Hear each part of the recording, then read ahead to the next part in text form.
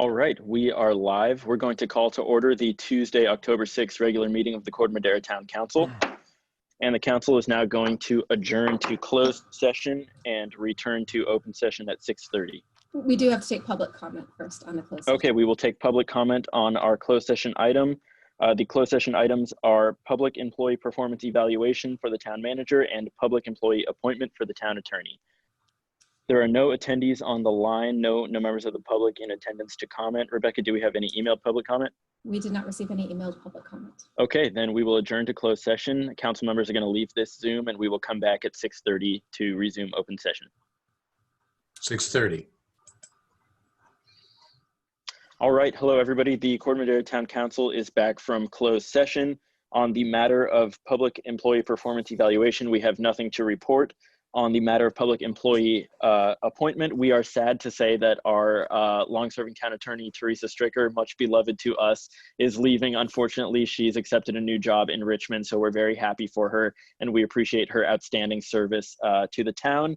In her place, we have voted to appoint interim town attorney Amy Ackerman, effective October 21st, and that is all we have to report from our closed session.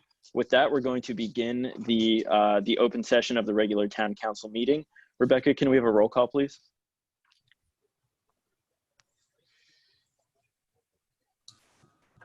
Councilmember Casissa. Present. Councilmember Lee. Here. Councilmember Ravazio. Here. Vice Mayor Kuhnhart. Here. Mayor Beckman. Here. Thank you. Please join me in the salute to the flag. I pledge allegiance to the flag of the United States of America and to the republic for which it stands, one nation, under God, indivisible, with liberty and justice for all. Alrighty, thank you everybody. With that, it's open time for public comment. This is an opportunity for members of the public who would like to comment on an item that's not on the agenda to do so. Members of the public will be given 3 minutes apiece to speak on any item that is not on our agenda. And with that, we will begin with Patricia Ravazio.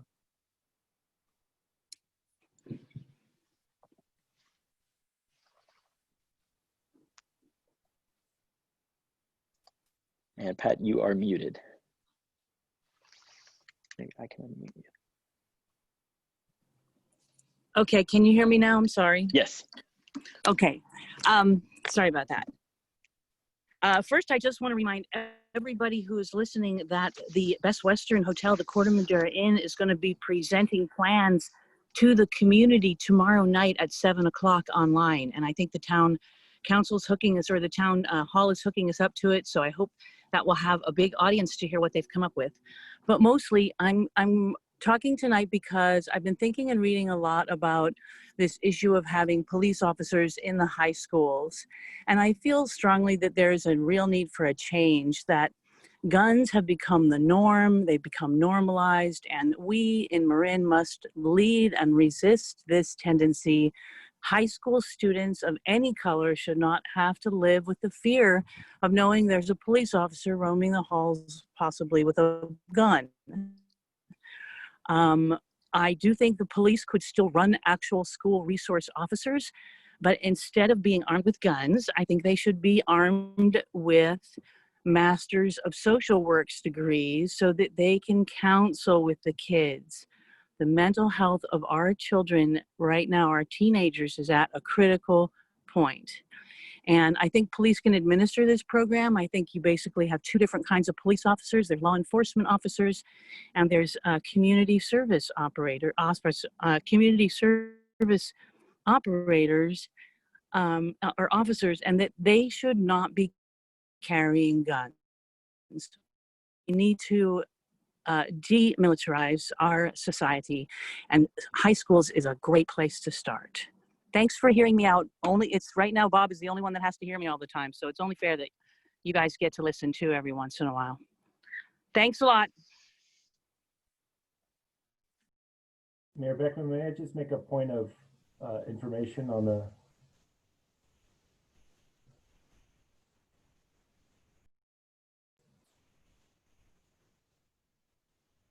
Thank you. I heard some talking. I'm not sure if that was intended for us or if that was in the background. The next public comment is going to come from, oh, wait, is that? Sorry, Mayor Beckman, I just want to make a point. The meeting Oh, yeah, tomorrow, please. the meeting tomorrow night is at 6:30 p.m. Great. For the community workshop on the Corte Madera project. Great. Okay, thank you very much. Great, and with that, we'll go into our next public comment from Emily Turner Bowen.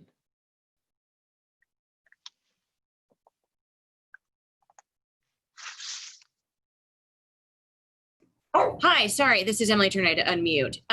So I live at 1425 Casa Buena Drive. I'm also a reporter with KPIX, and I'm wanted to bring up this Project Home Key item. I know we're not really addressing it tonight, but here's the situation. We have a whole series on housing, and one of our investigative pieces is on Project Home Key, specifically in San Francisco, calls for service.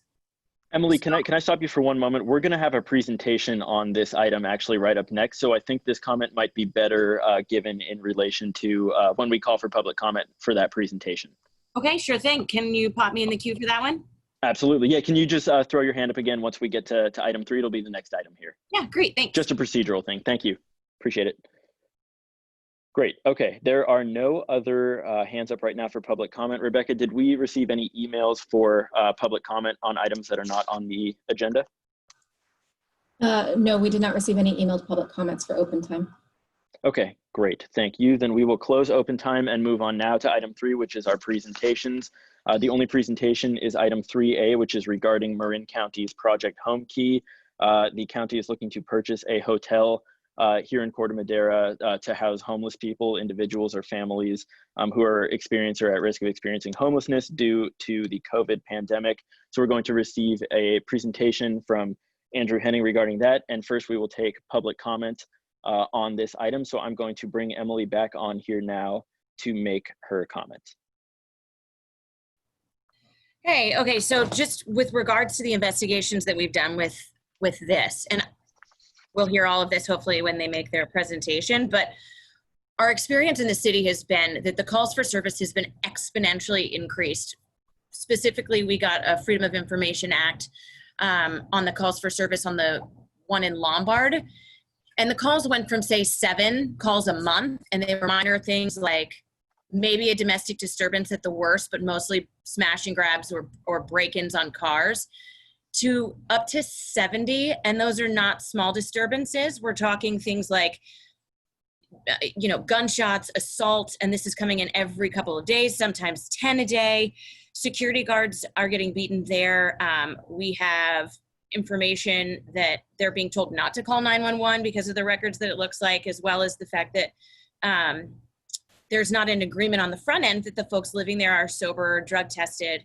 And a traveling nurse who worked at the one in San Francisco told us that she was brought in and was told that it was supposed to be helping homeless patients with COVID, but ultimately ended up really just dealing with overdoses or hypodermic needle issues. And that, you know, while nobody necessarily wants to be a NIMBY, we certainly didn't move here to have gunshots going off, you know, down our road, specifically when, you know, there's not a whole lot of patrols down here. There's not a sidewalk, and it doesn't seem like a spot for that.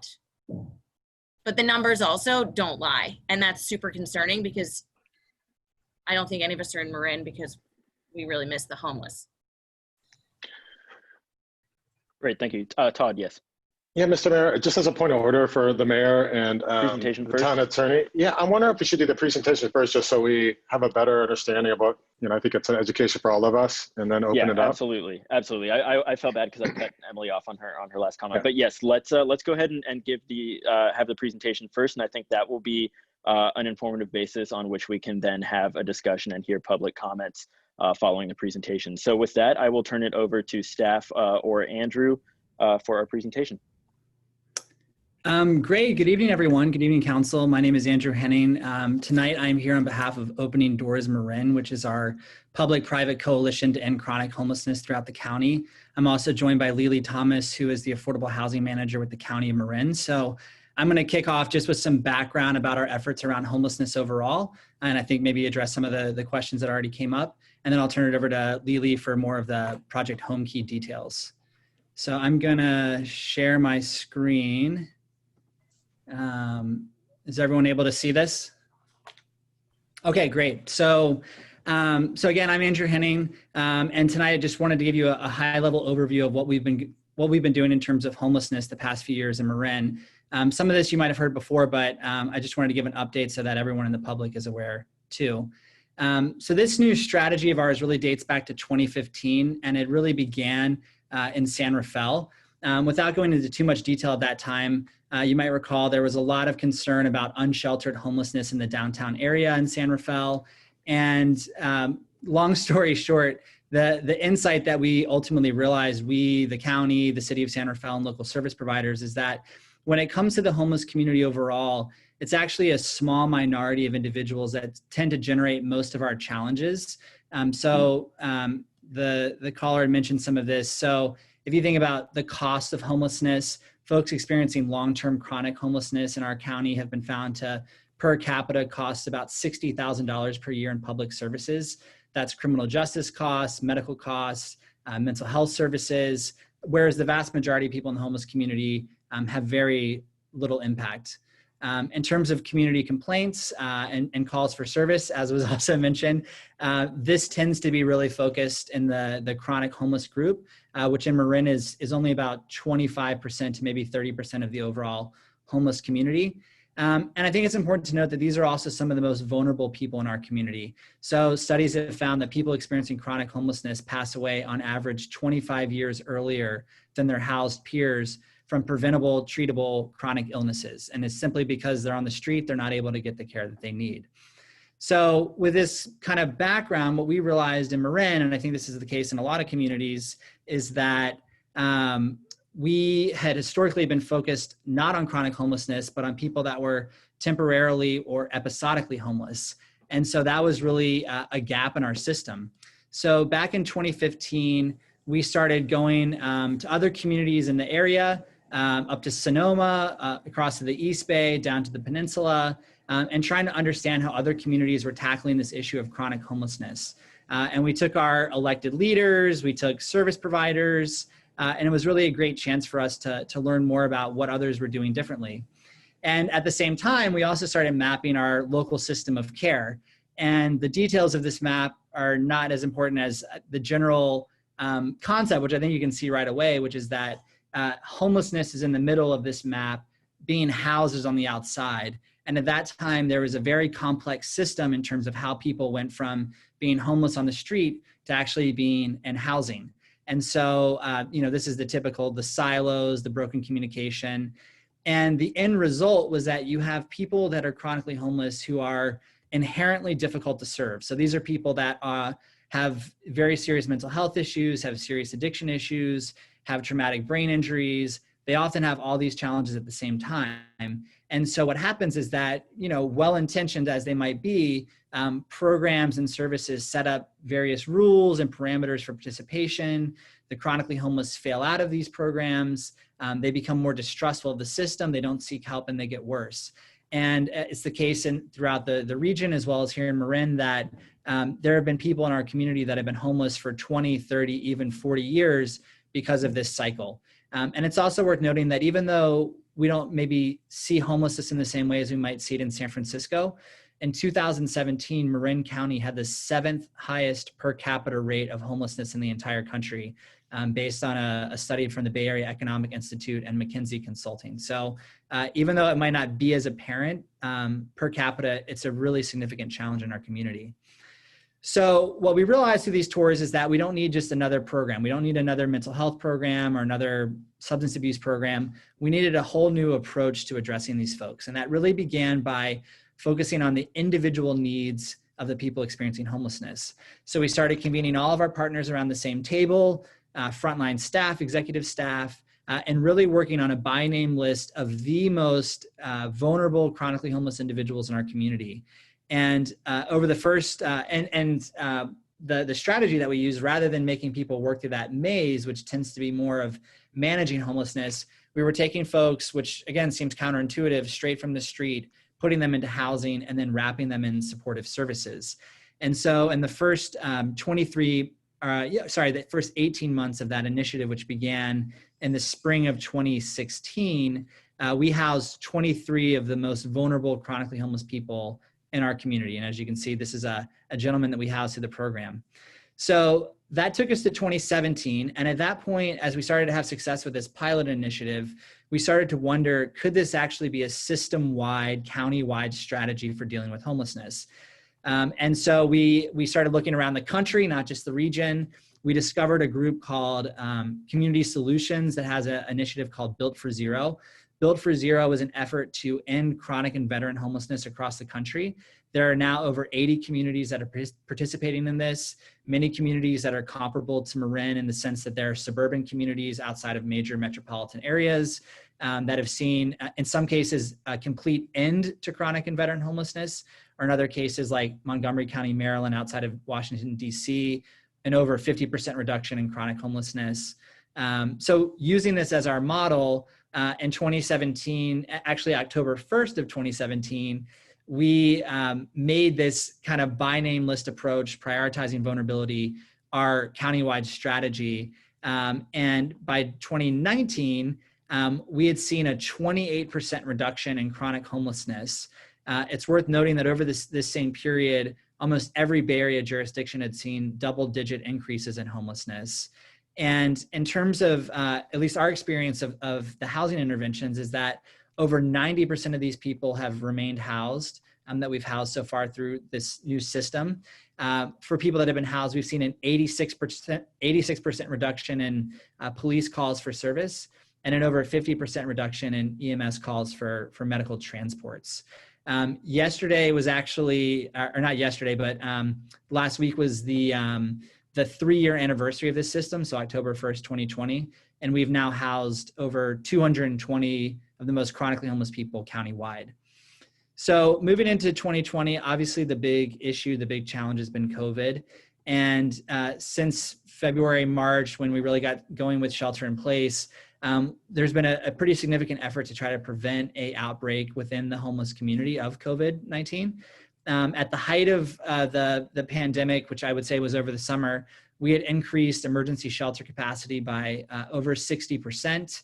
The county had passed an eviction moratorium to prevent a wave of new homelessness. We helped over 1,000 households with emergency rental assistance, again, to help people stay housed. For people that were on the street and couldn't get into shelter, we were providing increased hygiene services, outreach to encampments. And again, through it all, we kept our focus on chronic homelessness because people that are chronically homeless are, in fact, that subpopulation that's more vulnerable to COVID. And so, interestingly enough, in August, we had our best housing placement month to date. We housed over 20 individuals. And a big part of that was this facility right here, Victory Village in Fairfax, which created 53 new affordable housing units, some of which we were able to house our folks there at Victory Village. Most of the folks that we've housed through this initiative over the past few years are actually in scattered site apartment rental situations throughout the county. So again, this is in Corte Madera, Larkspur, Mill Valley, San Anselmo, San Rafael, Novato. Like you saw earlier with the statistics I showed you, we don't actually see major increases in calls for service. We've seen pretty dramatic reductions for folks. But we've also, in addition to these rental arrangements like Victory Village, been working to create actual new permanent units. So this is a project in Larkspur operated by Homeward Bound called King Street. In San Rafael right now, Homeward Bound has been approved to rebuild their Mill Street shelter. So basically knock it down and then rebuild it with the same shelter capacity plus 30 units of housing. And then we're also now in San Rafael, this building, 3301 Kerner, which is near the county's health and wellness campus in East San Rafael, has been approved to be a temporary replacement for Mill Street and also a potential site for more long-term permanent housing. So that's my effort to give you a quick update on the last 5 years of our homeless strategy in Marin. And with that, I'm gonna stop and turn it over to Lily, who's gonna tell you more about Project Home Key. And I believe she's gonna share her screen for her presentation.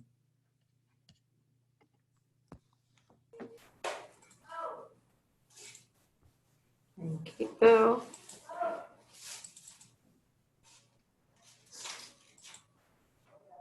Can you see that? Yes. Great. I'm Lily Thomas. I'm a planning manager for the county's Community Development Agency, where I typically do policy around affordable housing and work with the Board of Supervisors on anti-displacement policies. But in response to COVID, I was activated in the Emergency Operations Center and helped run the Project Room Key, which was, I believe, what the caller was referencing. It was funding from the state for local governments, or from the state and federal government for local governments to rent motels to house folks who were currently experiencing homelessness and who were deemed most at risk of COVID exposure.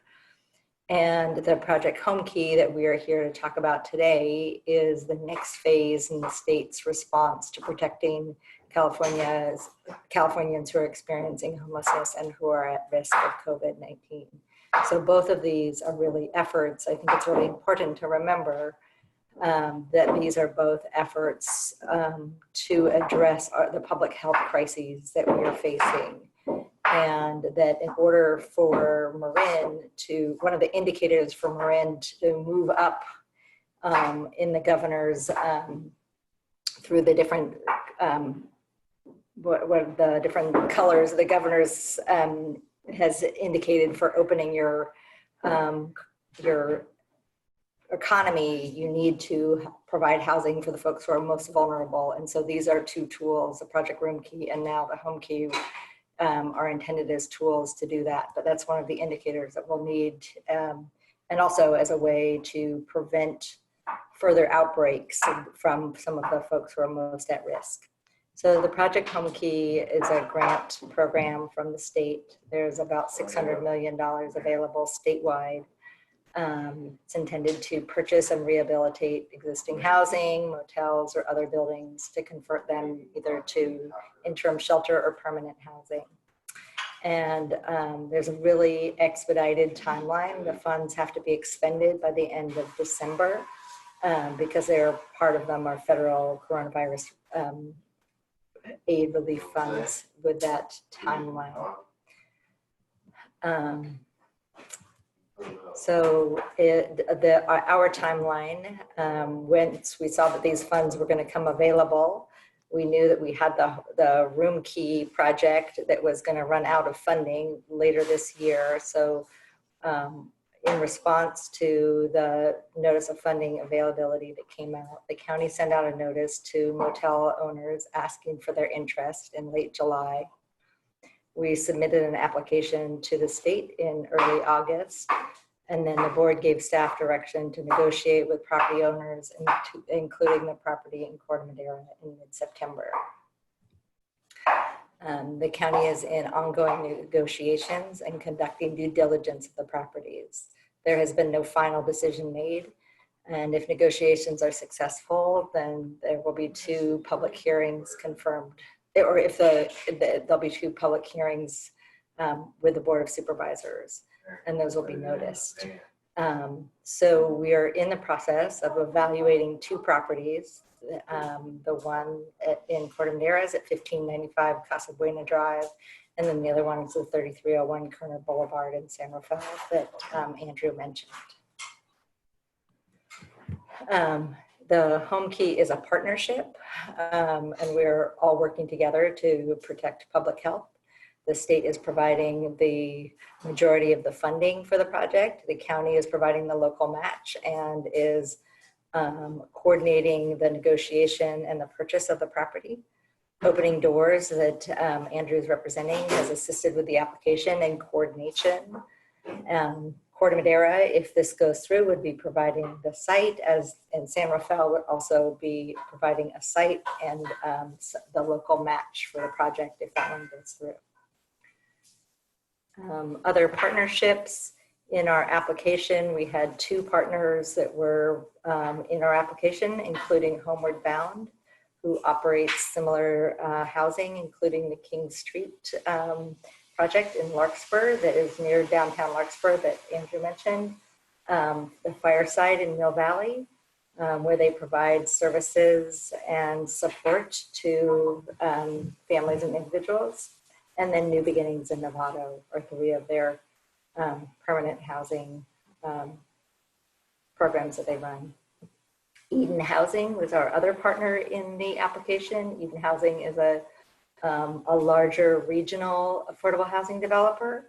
And in Marin, they have the Fireside, and they have a partnership with Homeward Bound where Eden owns and manages the property, and then Homeward Bound provides support services to the residents. They also own and operate Warner Creek Housing in Novato. It's a affordable senior housing. And they recently are partnering with the county and a local organization to do the remodel and renovation of the Coast Guard housing on Point Reyes Station. So we have a history of working with both of these organizations who are well trusted and experienced in doing this type of work. As I mentioned, there'll be opportunity for community outreach or community comments. The Board of Supervisors will hold 2 public hearings to address the proposed purchase. They'll be 3 weeks apart, and we're running out of meetings, so those should probably be coming up shortly. And there's this really expedited timeline that the state has put on us. When I compare how long it took us to purchase, the county recently purchased the Coast Guard housing facility in Point Reyes, given we were working with the Coast Guard, but that took years and years. And so this is really an expedited process. And, you know, we acknowledge that there isn't as much outreach and work that we would typically do on a project like this, but that's the timeline and the reality that we're working under. And we're working in a public health crisis and are having to act quickly to address that. That concludes my presentation, and I'm happy to answer any questions that you may have. Mr. Mayor. Yes, great. Thank you very much, Lily. Thank you, Andrew. Just so everybody knows, we're going to take questions from the town council, then we're going to turn this over to the public for public comments and hear the rest of our public comments. And then we'll bring it back to the council for any discussion. And I just want to reiterate that tonight's presentation is informational only. So this is not something that the council gets to vote on at this juncture. David, go ahead. First of all, Andrew and Lily, it's really great to see you again and to be reminded of the fantastic labors of love that you have been providing the county for so long. I really appreciate that. I have a 2-part question and then another.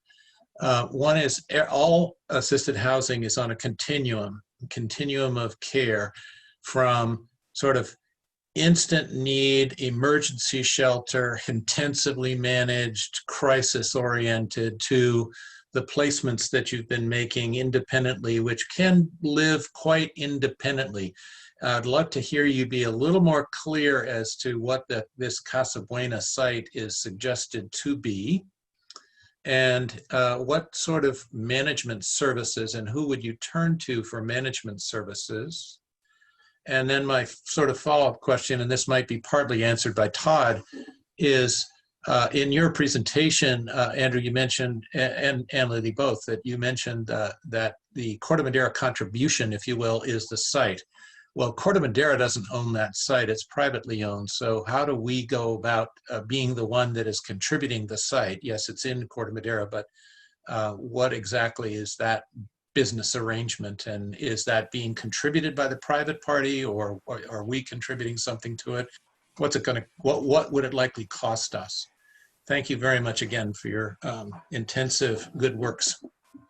So I'll start, and then Andrew, you could add in. First of all,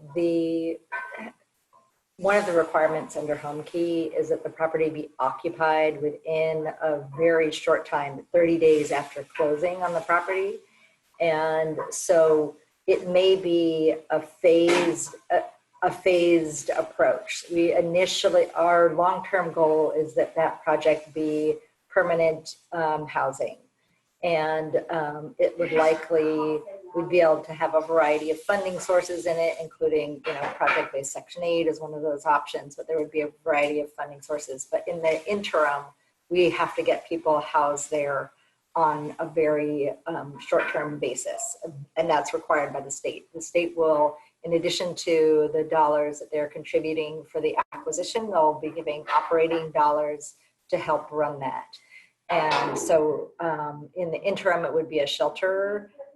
Likely, there's two scenarios. One is that we would move quickly into it being permanent housing, and the other is a shelter. And there's a number of factors and funding sources that we're looking into to address that. So at this point, we don't know, but the long-term plan would be that it is a permanent supportive housing on site. And when we said that Corte Madera was contributing it, we meant Corte Madera in the larger sense of the community of Corte Madera. There's nothing that's being asked of the city or the town council to contribute. That is privately owned.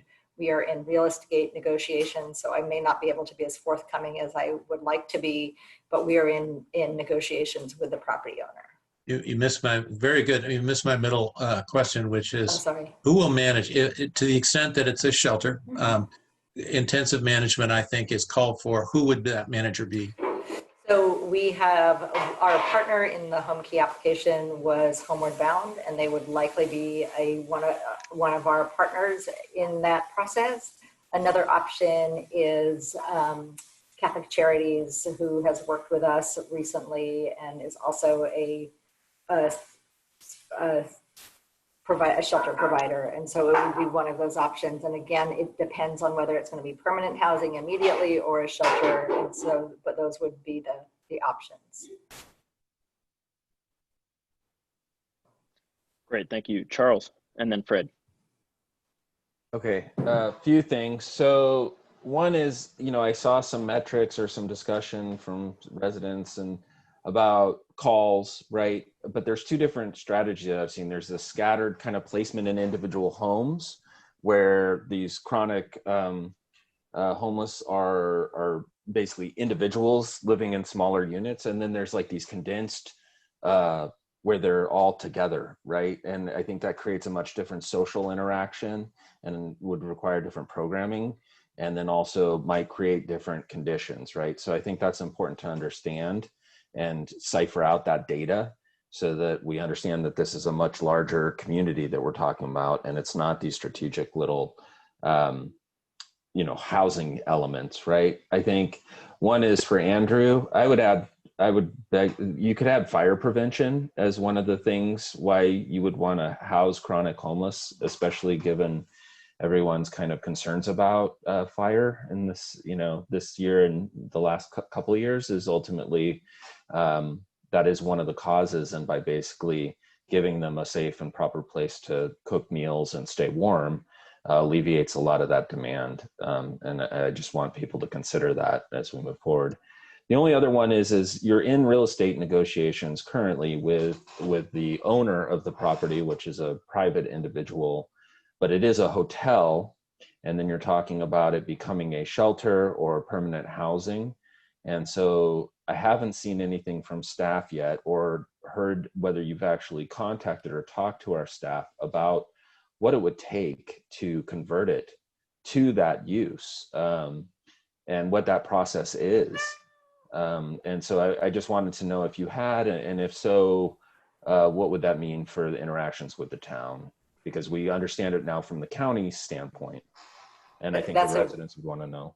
Yeah. That's a really good point. Sorry, I should have had touched on that earlier. We have been in touch with your staff, but under the home key legislation that was passed by the state, once home key dollars are invested in a project, it is considered consistent. So there is no consistent with the land use, the existing land use. So there is no permitting requirement. There's no change of use from a commercial to a housing that would typically be required. And there's no use permit process that would typically be required. That also is exempt from any CEQA review that would typically be part of something like this. So that is under the, that's under the home key legislation. Right. So what I'm hearing is that ultimately it becomes a state-owned project at that point, and it's under state jurisdiction, or ultimately is there local control, but there are basically like, because the nuances of that kind of, you know, flew over my head, and I was on the planning commission. Yeah, sorry, I may have gotten a little wonky with that. Sorry. So the project would not be state owned. The state is funding the project, but it's similar to some of the other housing bills that they've done. You know, they've passed SB 35 that tries to streamline and the approvals of housing that's affordable to lower income folks. And this is a similar model where they've said, we understand that we're in a public health crisis, and if you're going to convert a motel or an existing commercial building to housing some of the most vulnerable folks in our community, we are going to exempt you from the typical land use permitting requirements. It's not a state-owned project. It would be a locally owned project. You know, initially it would be county owned, and then we would work with one of our developer partners who is experienced in doing this. We're not motel operators. I mean, I've done it. I'm not the right person to do it. Obviously, we need somebody who is an expert in this, and so we would have one of our nonprofit partners do that. But okay. So Lily, thanks for that. Can I just jump in real fast just to clarify? I just want to make sure I understood what I heard. So Lily, you're telling us that because the state is using home key dollars for this project, under state law, Corte Madera's land use regulations do not apply. Is that correct? Is that similar to the ADU? Is that what you were referencing as far as low income housing and checklist and local kind of feedback, but ultimately a streamlining of the process? Just to clarify even more. So it's not. It just they're saying, so typically if. And maybe Adam would like to comment on this, but typically when a project is, you're converting it from one use to another, right? If it's a commercially zoned property and you're converting it to housing, that would take an entitlement process that you would need to go through with the town or the county. Because there's home key dollars invested in it, the state is saying, we are saying that this use is automatically consistent with whatever the zoning is of that property, so that you wouldn't have to go through that typical rezoning or permitting process that you would go through. Charles, I didn't mean to cut you off, so go ahead and finish, then we'll go to Fred. Yeah, and so with that also, in the current state, is that property ready to occupy and wouldn't need any design changes to function under the home key conditions? So that was the question that Councilmember Kuhnhart asked about, whether it would be shelter or permanent housing. The property is under renovation currently. That's one of the things that we're considering is, are those renovations going to be completed in a timely manner so that if we close down the property, it could be occupied within the very short time frame that the state is requiring of us. So if it is going to be permanent housing, there are some renovations and some remodels that we would want to do to the property. When that happened, you would go through the regular building permit. You would apply for a building permit and you would go through that regular process to ensure that housing or those renovations were done to code, et cetera. And that would go through that process at a later date, because there is this very expedited timeline that we have to get the property purchased and occupied in a very short time frame. Did that answer your question? Great, I just had Charles. Go ahead, Andrew. I could just add something real quick. So I just wanted to, in case it helps, I know sometimes people may be like, you have an image of what homelessness might be or the person might be. I think it's worth noting that since the start of COVID, we've really shifted prioritization for housing placements towards people that are vulnerable to COVID. And so that basically means people that have these underlying health issues and also folks that are older. And so in terms of just kind of thinking about who is this going to be serving, that's generally the population. So I just wanted to say that up front, that the folks that we're housing now since COVID started has shifted a bit to be more that health vulnerable senior population. I would also add, I think sometimes the same thing with shelter. I think that can kind of connote, oh, there's going to be a line, there's going to be all this coming and going. A few years ago, we shifted our shelter system to be referral based. So there's no more calling in, there's no going to wait somewhere. If someone's going to be being in that unit at that site for shelter, that really just means that they've been referred there. There's someone that's in that population. There's no real coming and going. There's no checking in and out like you might be thinking with a typical shelter. And the real goal of our shelter providers has been to, while people are in those units, as if it were a permanent unit, they're supporting them and trying to identify other housing options and really working with them intensely on site. So I just wanted to clarify that because I know that those things can like mean a lot of different things, but that's what it means in our community. And I would just add from my experience with the project room key that most of the folks who were coming in were older. They had pre-existing conditions that made them more vulnerable to COVID. And when it was classified as a shelter, but people came in and they stayed, right? So they were coming in so that they had a place where they could shelter in place and be out of harm's way as much as possible. Great, thank you. Fred? Yeah, and then Bob. You have a few questions. One is, just to clarify, if you purchase it, I'll just say today or tomorrow, it's as is, people just move in, correct? It doesn't need to go through any building permit, planning, anything like that on the Corte Madera side. If you decide to make it permanent housing, then at that point in time, if you have to rehab it or remodel it, then it would go through Corte Madera's normal building planning process. Yes.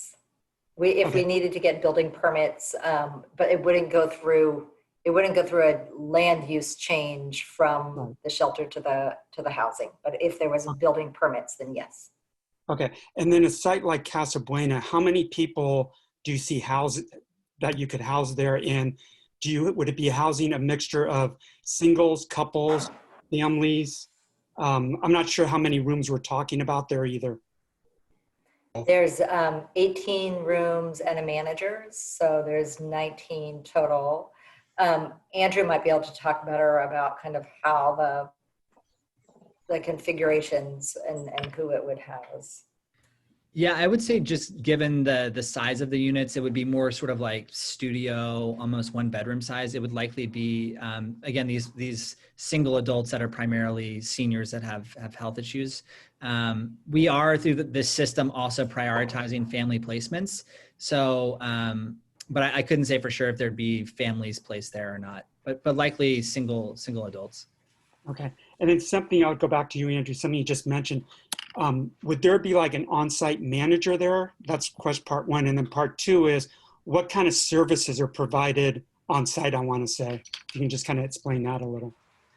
Yeah, so as Lily just mentioned, so there would be an on-site manager. I mean, so that's a big advantage for the site is you would have someone there that would be, your point of contact if things came up.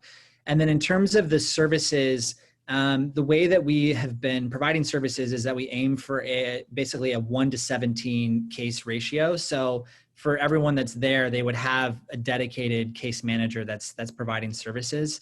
And for some people, that could be daily check-ins. For other people, if they're doing okay, that could be a weekly check-in. Just kind of depends on the spectrum of where people are and what they're dealing with. A lot of times that could be connecting people with, healthcare providers, making sure they're going to appointments. For some people, if they're on a path to maybe once they're housed, working towards employment again, they could be lining up volunteer opportunities or trying to find a job.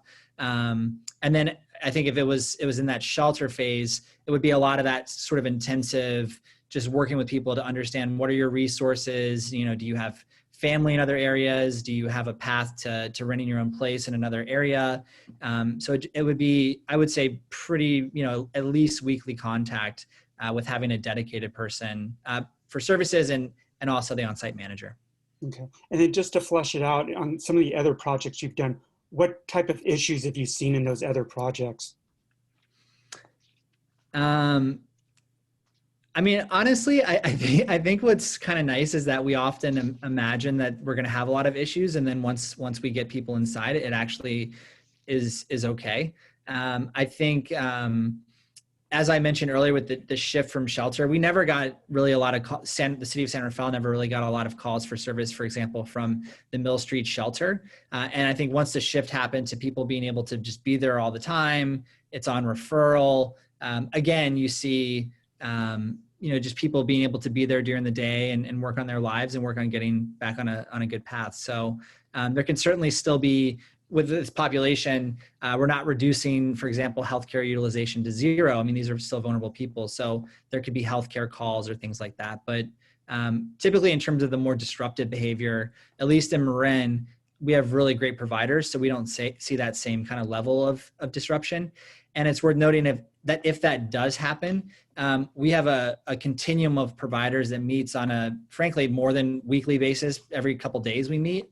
And if there's someone that's, causing some issues with other residents or with the community, we work with other providers to find another arrangement for them. So sometimes that might not be the right site, but hey, we have another shared housing opportunity in Nevada, or we have something in San Anselmo. And so we never want to exit someone to the street, but if they're not working out on that site, we will work to remove them and try to find a fit that does work.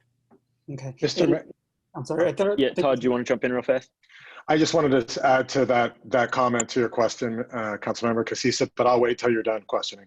Okay. Thanks. You mentioned before about it has to be expedited due to the state of California and I guess their requirements. I guess what I want to say is in perfect world, what kind of time frame, say you close negotiations, if it's done, what kind of time frame are we looking at? Like, would people be moving in by December, January? Again, I'm just trying to get a rough idea.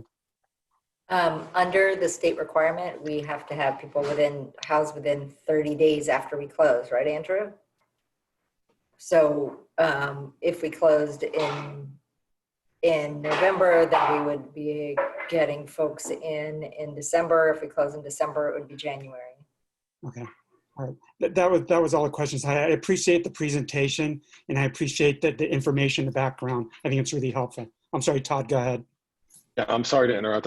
So I just wanted to add to your question, Councilmember Casissa, just to add to Andrew's, basically, that you saw the King Street slide. And so I believe, correct me if I'm wrong, Andrew and Lily, but Homeward Bound took that over about in 2018. And again, we're talking about specific uses. If we're talking about shelters, there's a lot of questions we all will have, and that's what we're starting to work through now. But, I believe they've been using it for senior homeless housing. And since 2018, we've had 0 calls for service with Central Marin Police Authority. And so we do have some, backyard in-house statistics that we can look at. Homeward Bound has a really good reputation and they do an outstanding job. And so really it's going to come down to the specific use and what they're doing. But again, they have a good track record. And I just wanted to, since we're talking about calls for service, that's probably the closest thing that we can use in our area to evaluate statistics. Thanks. Great. Bob, go ahead. Todd, you kind of answered half my questions, but I just wanted to clarify. The King Street facility, that's the old St. Patrick's Church convent, isn't it? Correct? See, that one is across the street. It's actually across the street, and it's a question for Andrew. I believe they also have some services on the church side, but Andrew can jump in there. Yeah. Actually, Lily, you might know better than me. I think you might have been involved in helping them to put that together, but I think it was, a long time ago, it was a covenant. You're right. Between that, it was Marin Services for Women and provided some other things. But yes, traditionally that's what, and it's still owned by the Catholic Church. The Homeward Bound has a long-term lease with it, and they provide on-site services as well as I don't know if they have an on-site resident manager or not. I believe they do. It's 12 folks are housed there. And that's just a block from Pico Restaurant and Perry's Restaurant and the whole commercial strip in downtown Larkspur, right? And that's run by Homeward Bound. That's correct. Okay, that's all my questions. Thank you. And that actually might be a good segue. I did want to say that we did reach out to Homeward Bound, and there was openness that if there were council members or even community members that would want to take a look at that site, they're open to doing a socially distanced masked tour if you want to see it up close and personal. So they were very accommodating with that. Great. Thank you. Thank you, Bob. Most of my questions have already been asked and answered, which is great. I just have a couple more. Lily and Andrew, we have a lot of residents on the line here tonight, a lot of whom, first learned about this, as I think most of the council did when the article came out in the IJ. A little regrettable that we're finding out about this in the news rather than a community discussion first. So I think that did kind of spook some residents. And so, I think the council's been receiving a lot of questions over the last couple of weeks. And it's unfortunate that we haven't really had information to provide back to residents. But I just kind of wanted to convey to you guys, the main theme of, I think, the questioning that we're hearing is, if you guys could speak to what sort of changes local residents might reasonably expect to see, not just hypothetically, but based on these similar sorts of projects in other locations throughout Marin, that would be really helpful. You want me to Andrew, start with you, or do you? Yeah, I think that's you, Andrew. Yeah. Well, first of all, yeah, really want to apologize for how that played out with the IJ. We wanted to make sure that we had a public meeting like this, and basically we did a similar thing in San Rafael, and then they wrote the story. So really want to apologize for that, definitely personally for that. So I would say, I mean, as you just heard with the King Street site, I think, again, we see, I think a lot of the concerns that we're hearing are very similar to what we've heard on other projects throughout the county. I think we almost always hear these concerns. And I think the important thing is that when, as was said earlier, we got a quick preview, but I think there are unfortunately examples where if you don't have the right partners at the table, the project really can be a problem. And you see that in some other communities. I would say here in Marin, we have a really great team of partners, and the folks that we applied to Project Home Key with, Eden, Homeward Bound, they have a really strong reputation. They're very solid. And so we don't just, go on a whim and try to do these things. It really is a professional outfit of people that are involved. And so I think what often happens is there's a very understandable concern about what it's going to be. And then oftentimes within a few months after it's up and running, people forget that it's even there. And so that really is the goal, is that we want you to forget that it's even there, not because we're hiding anything, but because it's just another neighbor, and it's new people living in your neighborhood, but they're not causing any issues. That tends to be our experience. That's great. Thank you. That's very helpful. Another question, just trying to get more of a sense of the timeline here. So you guys said that this may be converted into temporary housing.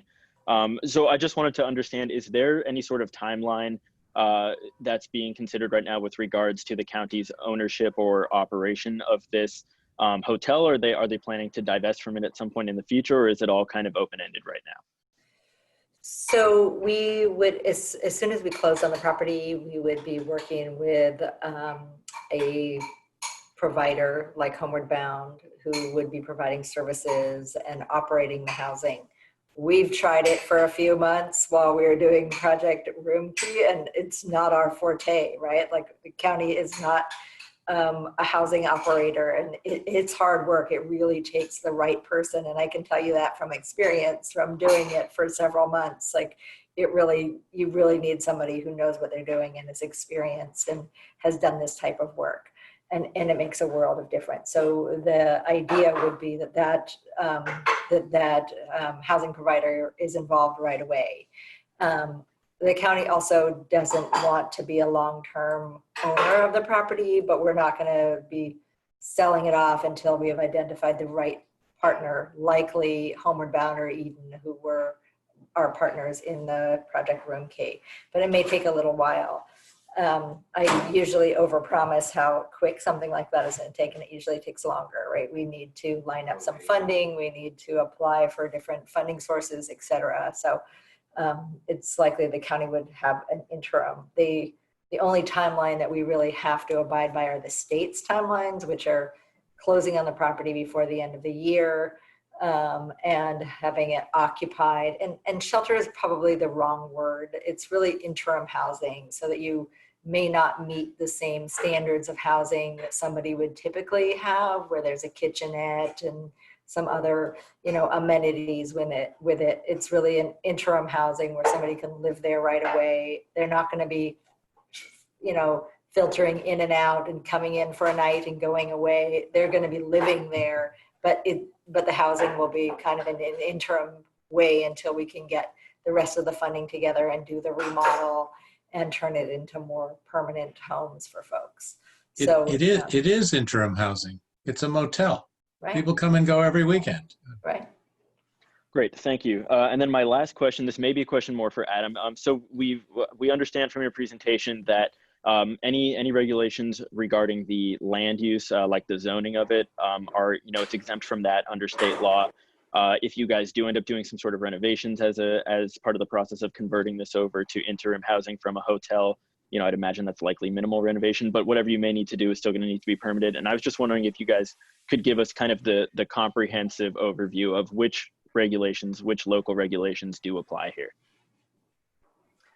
Well, based on what I'm hearing from Lily, and I haven't looked personally into the legislative act that I guess where the funding for home key has come from, but it sounds like it would be building permit requirements. Of course, housing, if you're going to permanent housing and even interim housing, you want health and safety is first and foremost. And so there is a current renovation, a current building permit that is actually active out at the site. And I would imagine there would be the completion of some of that building permit work would have to be done in order to get even interim housing, at the site. And then going to permanent would also probably require building permits. But that seems to be what we're talking about. The current building permit that has already been issued has some exterior modifications or just basically renovations to the existing exterior walkways and things like that. None of that required any design review or anything anyways. So, you know, I just see it as really through the building permit process, this could be renovated and converted if that was ultimately what was done. Got it. Great. Okay. Thank you, Adam. Are there any other questions from council members before we turn this over to the public to hear their questions and comments? If not, then we will go ahead and open this up for public comment. We've got a lot of folks on the line here that want to comment. So I'd just like to remind everybody, folks are going to be given 3 minutes apiece. You can only comment once on this agenda item. We've also received some email comments. So I think after we hear all of the in-person comments, we'll take a look at the volume of email comments we receive. Traditionally on these Zoom meetings, we've been reading out email comments from members of the public who did not speak in person in the meeting. But if the volume of email comments is too high for us to be able to practically do that, we may just include, well, they will be included automatically in the records of this meeting. They're all of the comments that we receive are public documents and are part of the record of this council meeting. So, you know, everybody's comments are going to be on the record here. So we're making sure that everybody gets heard.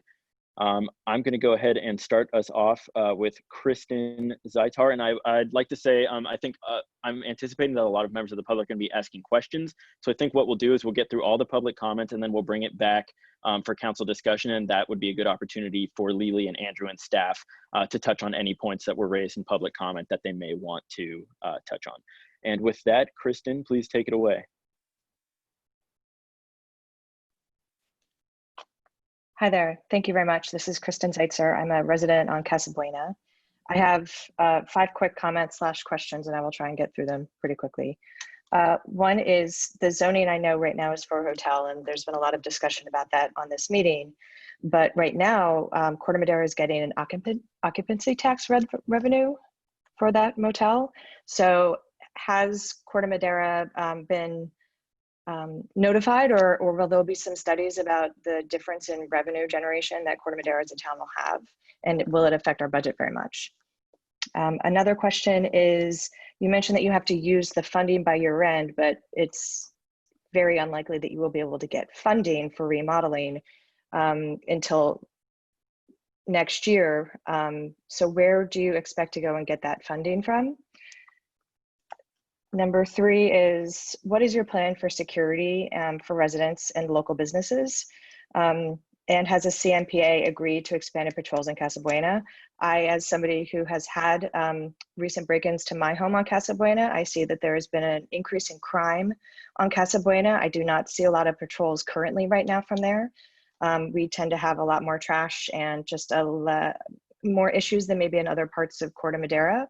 So I'm curious as to whether or not you are factoring that in, and not only for our safety as the residents, but also for the occupants of this proposed shelter.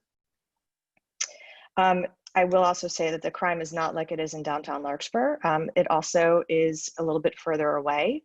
So my question Next is what type of transportation, healthcare, and other services we will be providing for these, especially if they are generally older residents. Right now, you would probably have to go a half a mile to be able to get to a bus stop.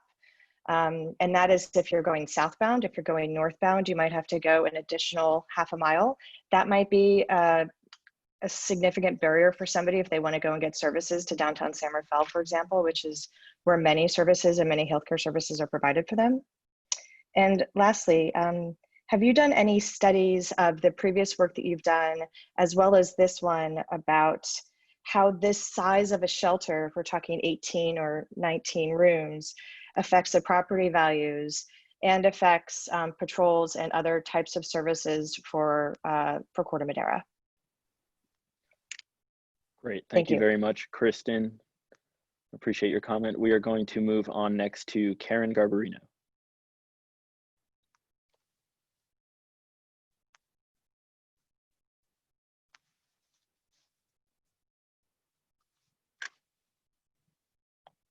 Karen, you are muted. Okay, now can you hear me? Yes. Okay, thank you very much.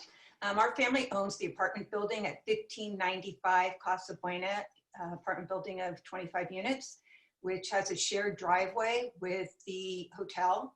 We had no information, of course, until we read it in the Marin IJ. I've listened to all the issues brought up and they were very informative, but I do not know how this would in any way benefit us. I don't know how we would be able to rent to tenants. The property value, of course, would go down. We have a shared driveway with the apartment, with the hotel. It's a shared driveway. So I don't know if you were do something about that. There's a restaurant on the other side, Marin Joe's. I'm sure there would be a lot of loitering and people around. And you say that this project, the funds have to be spent by the end of the year. I think this is a big issue and it's nothing that should be rushed through, that all aspects should be looked at it. I'm just not sure how it benefits the city of Corte Madera. And if each and every one of the councilmen that were voting for it, if you own the apartment building next door to it, how might you vote? So I'd like maybe take that all into consideration. And also for the public hearings, will we be provided? We had no notification, and I sent an email to Lily Thomas because that was the name in the newspaper, and I didn't get a response. I just happened by chance, so I wasn't really prepared. Tonight, an hour ago, I got information about this meeting. So how will we be informed of the public hearings? Thank you for your time. Thank you very much, Karen. Just point of information, I will just reiterate that tonight's presentation is informational only. There's no vote happening. To my knowledge, because this is just a private sale of land, this is not something that's under the council's jurisdiction. It's not something that we, vote to approve. It's a private economic transaction between two outside parties. Our next comment is going to be from James Andrews.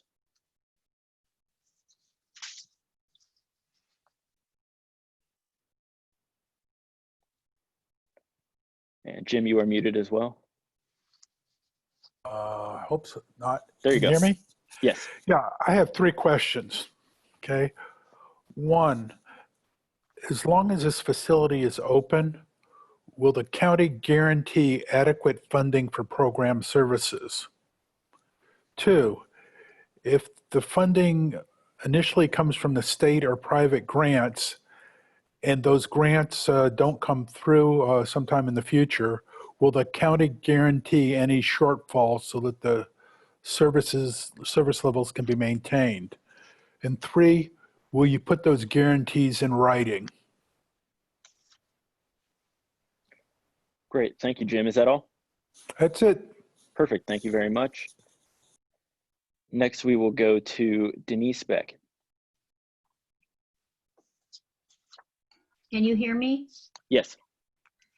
So I submitted 4 questions, and I don't know if you saw them. I uploaded them. Yeah. The first one, I think you kind of answered.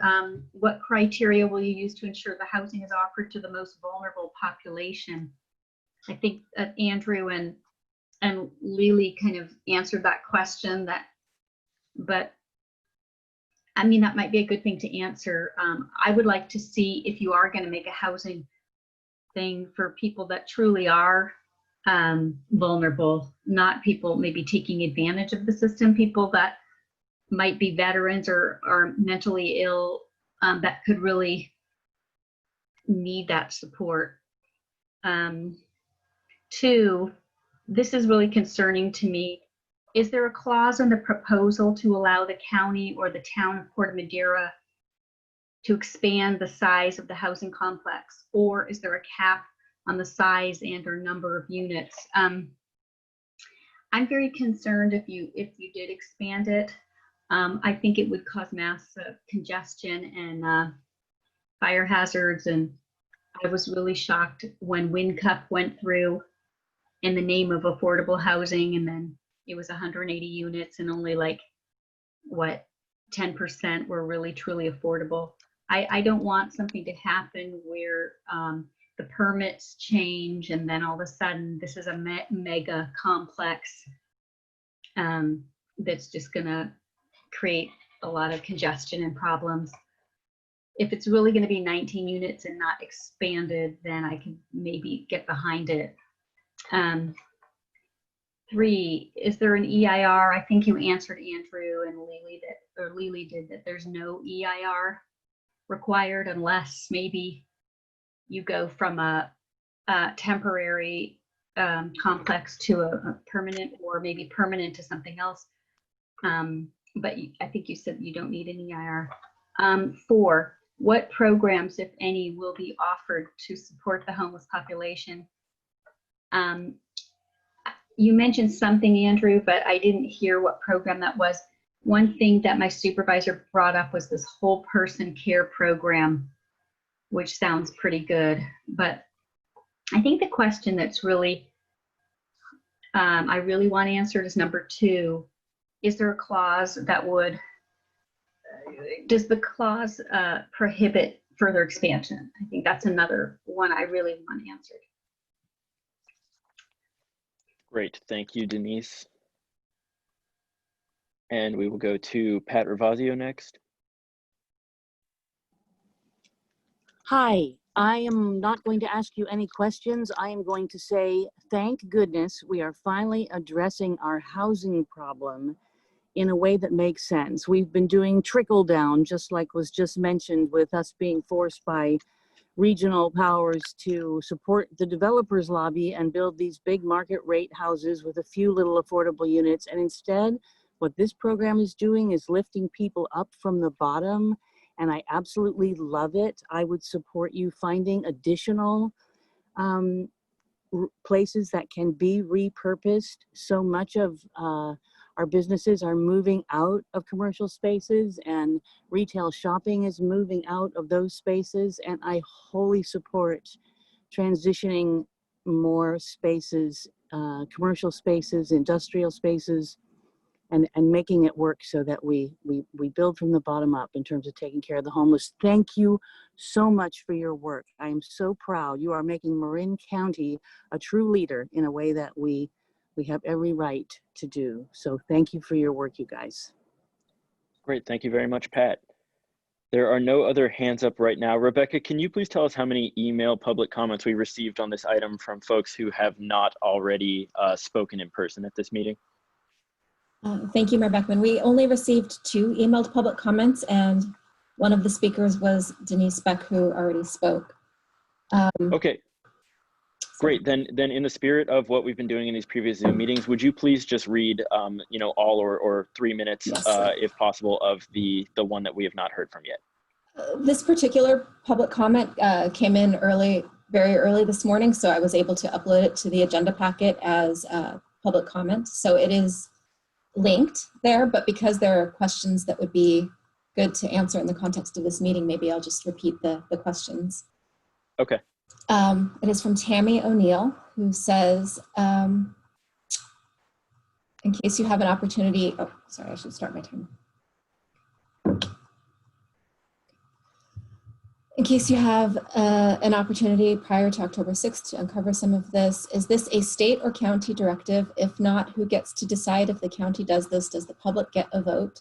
Where do the funds come from? Is this part of our property taxes? Is there a definitive end date, or should we plan to sell our homes now? How many homeless do they plan to house? This will essentially invite more homeless people here, just like San Francisco. How do they determine which homeless people get to live there? Is there an oppressed rating system? There will be homeless people hanging out at the mall. Is the negative impact on town center a cause for concern? Will there be additional law enforcement safety measures provided as they welcome the mentally unwell into our neighborhood? Will the county provide alcohol, drugs, needles in order to keep them from leaving the rooms, just like in San Francisco? Who pays for that? The safety of our children should weigh more heavily in this decision. Do the decision makers care? Okay, great. Thank you. So that is all the emailed public comments, and we have heard from everybody in attendance who has raised their hand on this issue. I see a couple folks who've already commented on this issue have put their hands back up, so I'm not sure if they have more to say, but if so, we can't call on you again on this item per our rules, but please do feel free to email us and or Andrew and Lily with any further questions or comments. We'd all be happy to definitely take in all the comments on this issue.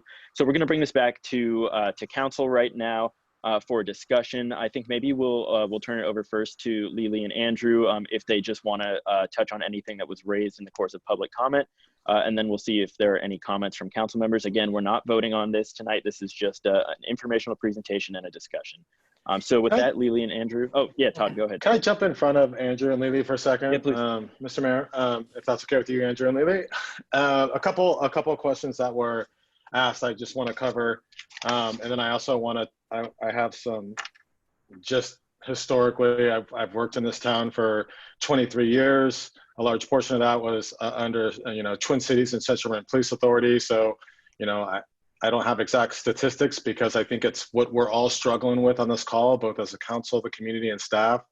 And really, Andrew and Lily, it's moving fast. This is moving fast, light speed, and there's a lot of questions. And so I think a lot of them are around the shelter conversation up front of what does that look like? But I just want to answer a couple questions and just put it out there. It's not going to put anyone at ease, but we need to continue this conversation. I think staff, I've been talking to Adam Wolf, our planning and building director, of like, look, if this looks like this is really going to happen, or potentially, we need to continue to engage the community and understand this, and put together a community workshop in the next couple of weeks and continue to really understand this so we can wrap our heads around it. But there was a question about fiscal. So transient occupancy tax, TOT revenues are really important to the town. We have 4 motels in our community. This is one of them. Over the last couple of years, they've gone over a bunch of renovations, and really our revenue streams have been cut by 2/3. But when this hotel, the last time it was really operational, fully operational, was really in fiscal year 17-18. And we averaged about $30,000 in revenues from TOT revenues back then. If you look at the last couple of years, it's gone down to $16,000 in fiscal year 18-19 and $6,000 in 19-20. With COVID and the current state of the hotel, it's zero. We're going to receive zero revenues at this point. So that's the one question. The other one is calls for service. What I'll tell you, I think what you're going to find in this specific area of how the hotel historically has been used and who has stayed there, comparing it there to Marin Suites and the Budget Inn, what we'll probably find, and again, it's just a factual statement based on 20 years of experience, you'll probably find more calls for service at the hotels than you are on a housing project of 16 to 19 units. It's a fact. We're gonna find that, but we're gonna get that information. We want to have it ready for that workshop in 2 weeks, and we're gonna talk about it. So I hear the community loud and clear, but that's what you're gonna find. The shelter conversation, again, based on our partners in the county, I think we've worked really well with them. The San Clemente project, the 35 San Clemente, is a great example of when you have the right people in there, like Lily talked about, in good communication with the town and the police department, you can really be proactive in any issues that happen. And you'll see our calls for service on the San Clemente site, as an example, are almost zero now. When they first started, we had an increase, but we had good communication and the right people in the right place. It was a non-issue. And so I think, again, that's a conversation we need to talk about and vet. And I think we need to continue it. So those would be my topics that I just wanted to touch on before Andrew and Lily jump in.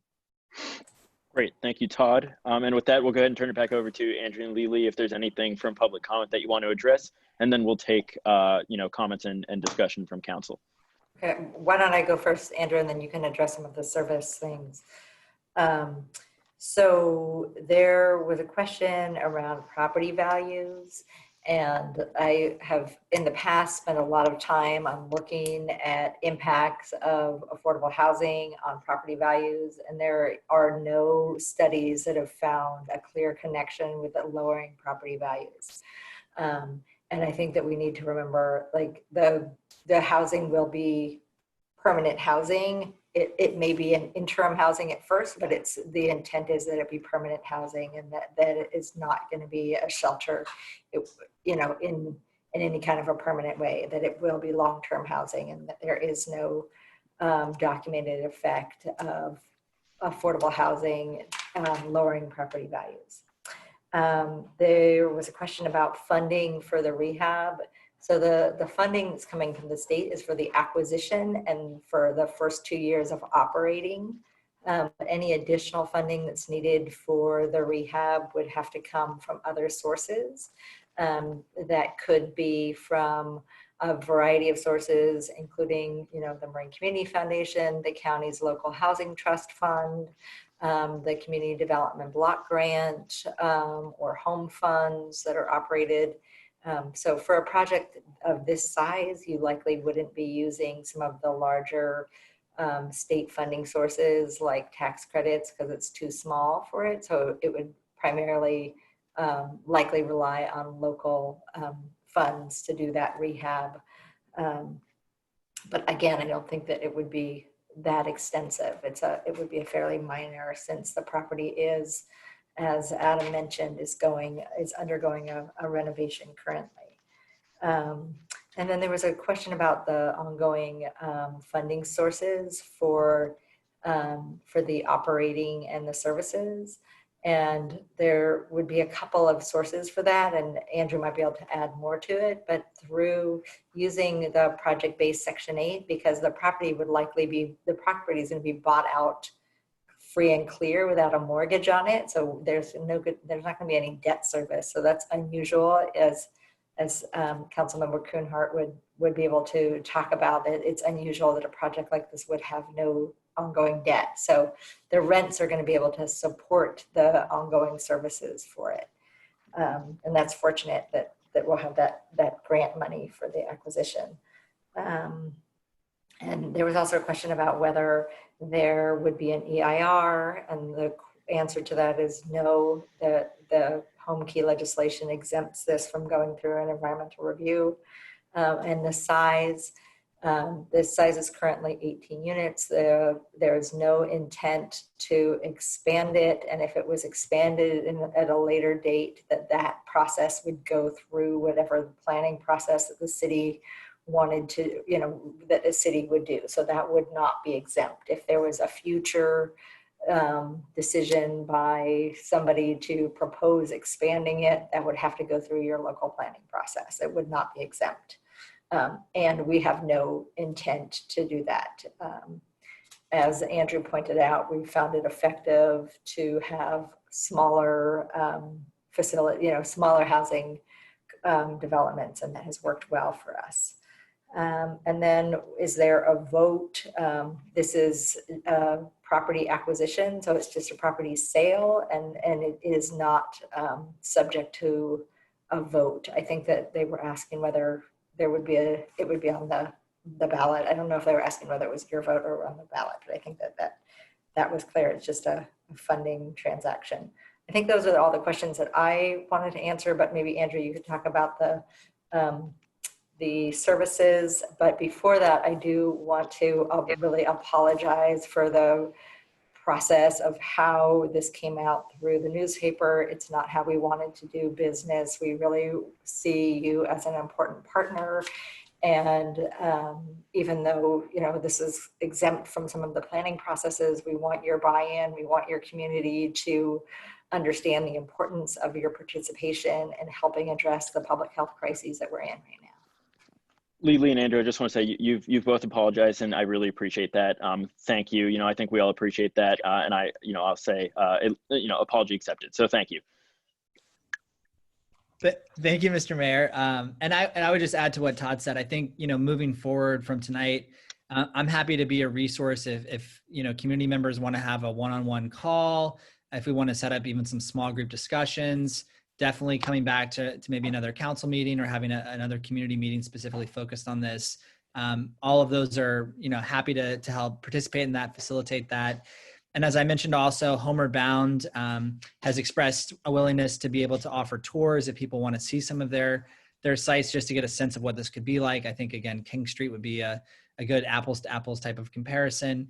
So happy to coordinate that. So just moving forward, please see us as a resource. Happy to help however we can for any questions that the public has moving forward. One of the big things that I heard around and a number of questions was the prioritization process. And so I think the big thing is that, as I mentioned earlier, we've really shifted to having this kind of healthcare focus.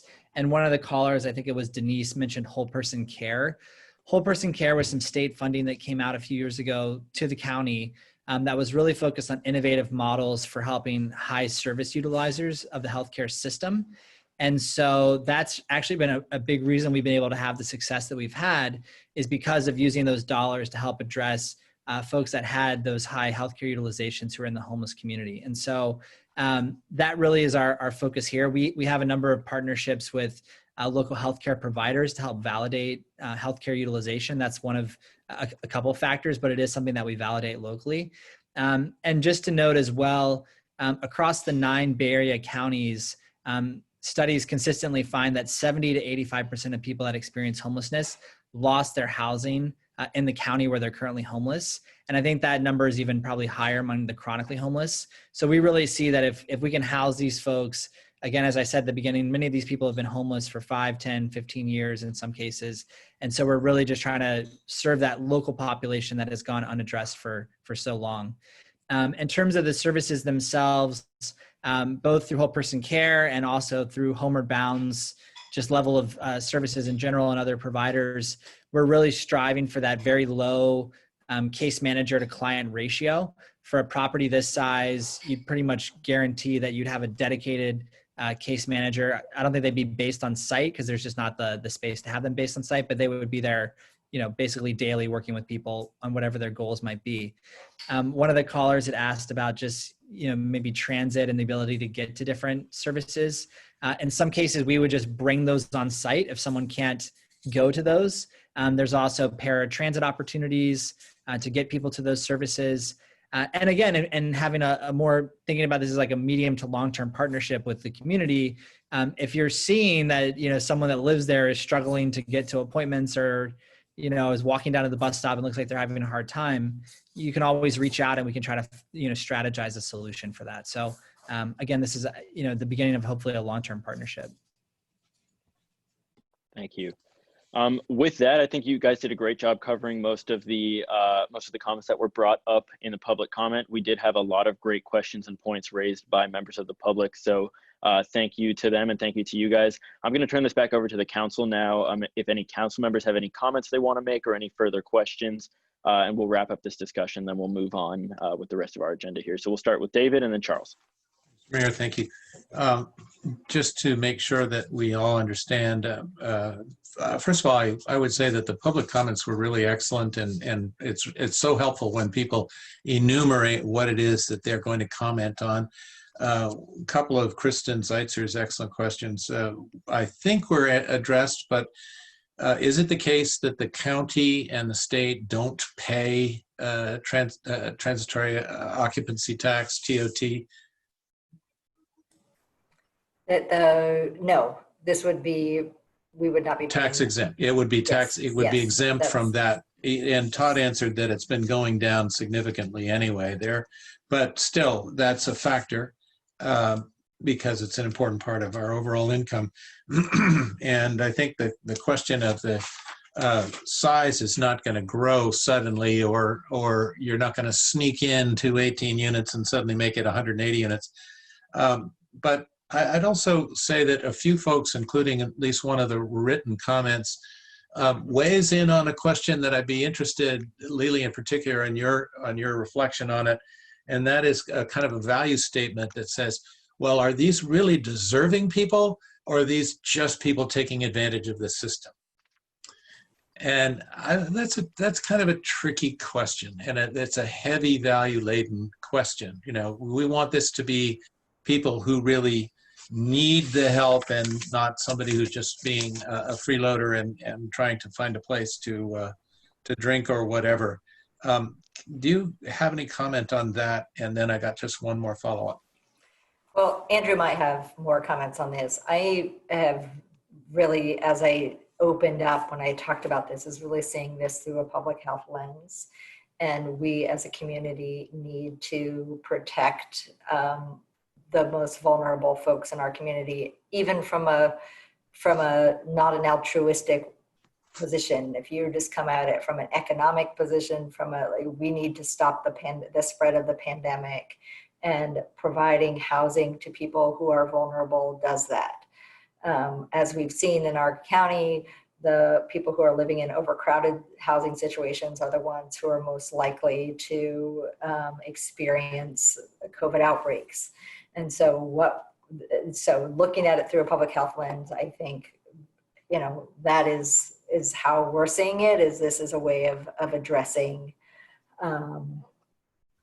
folks who are people who are vulnerable to COVID and stopping the spread of it. I think Andrew can talk more about who and how that process is of getting people in. But, you know, as I saw when I was working in the shelters, most of the people were older. It was like seeing my grandparents living in a motel room because they had nowhere else to be. So I never had that question of whether people deserved it or were the right people. They needed a place to be, and we were providing it through that program. And I think this would be similar.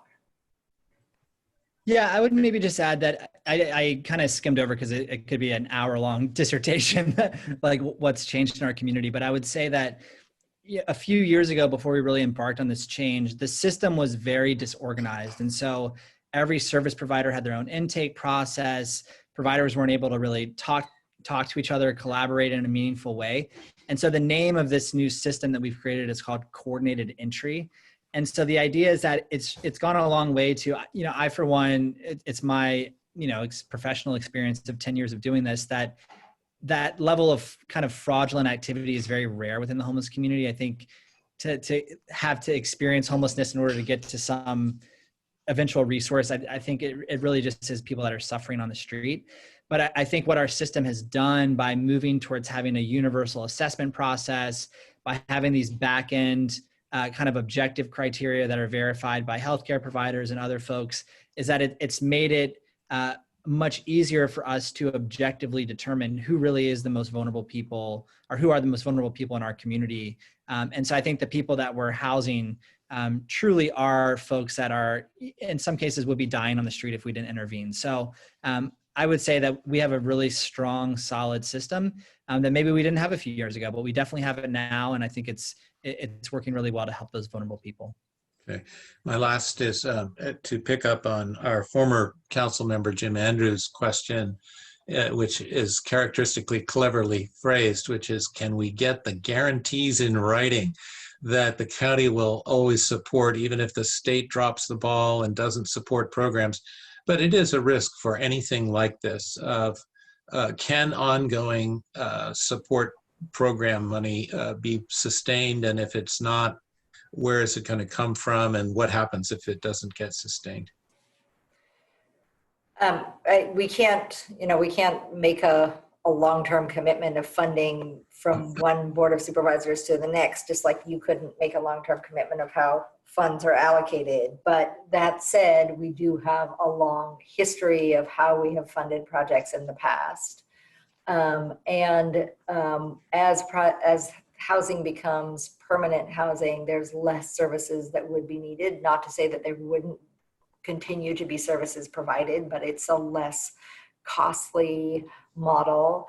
And also the rents from the property, as I mentioned, we'd be buying this outright without any debt on the property. So the rents from the property would be able to help provide those services and the operating costs. Even though it's a small project, they would likely be able to generate enough funds for the operating. Thank you both.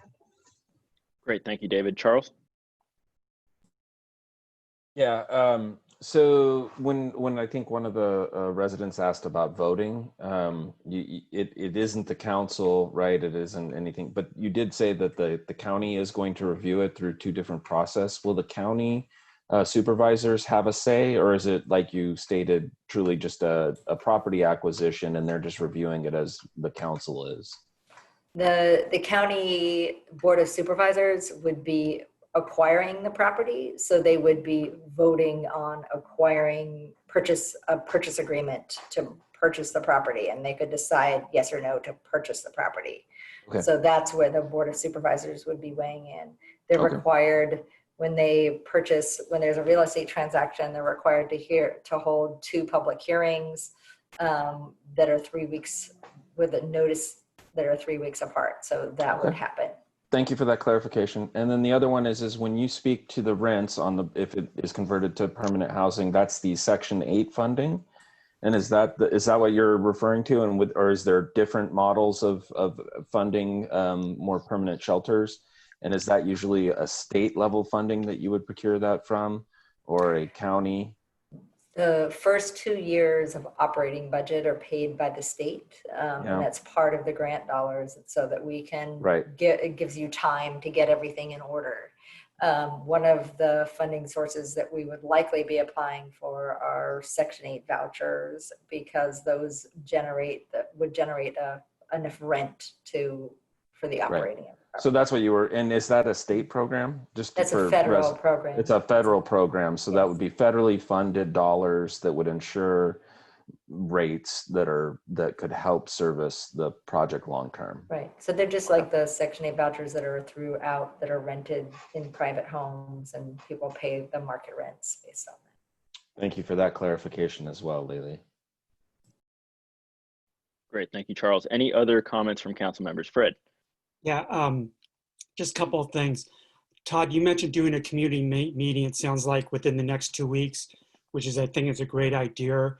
But one thing I would suggest through that process, if you can actually notify maybe the property owners as well as business owners I'll leave the radius up to you and Adam. I think they should be actually notified, that in addition to our normal course as far as communication. And then when Marin County does their 2 hearings that you mentioned before, how is that communicated again down to, I'll say, Corte Madera, and then down again to the property owners and the business owners within that immediate vicinity, so that they have an opportunity to attend that meeting and voice what they like to say?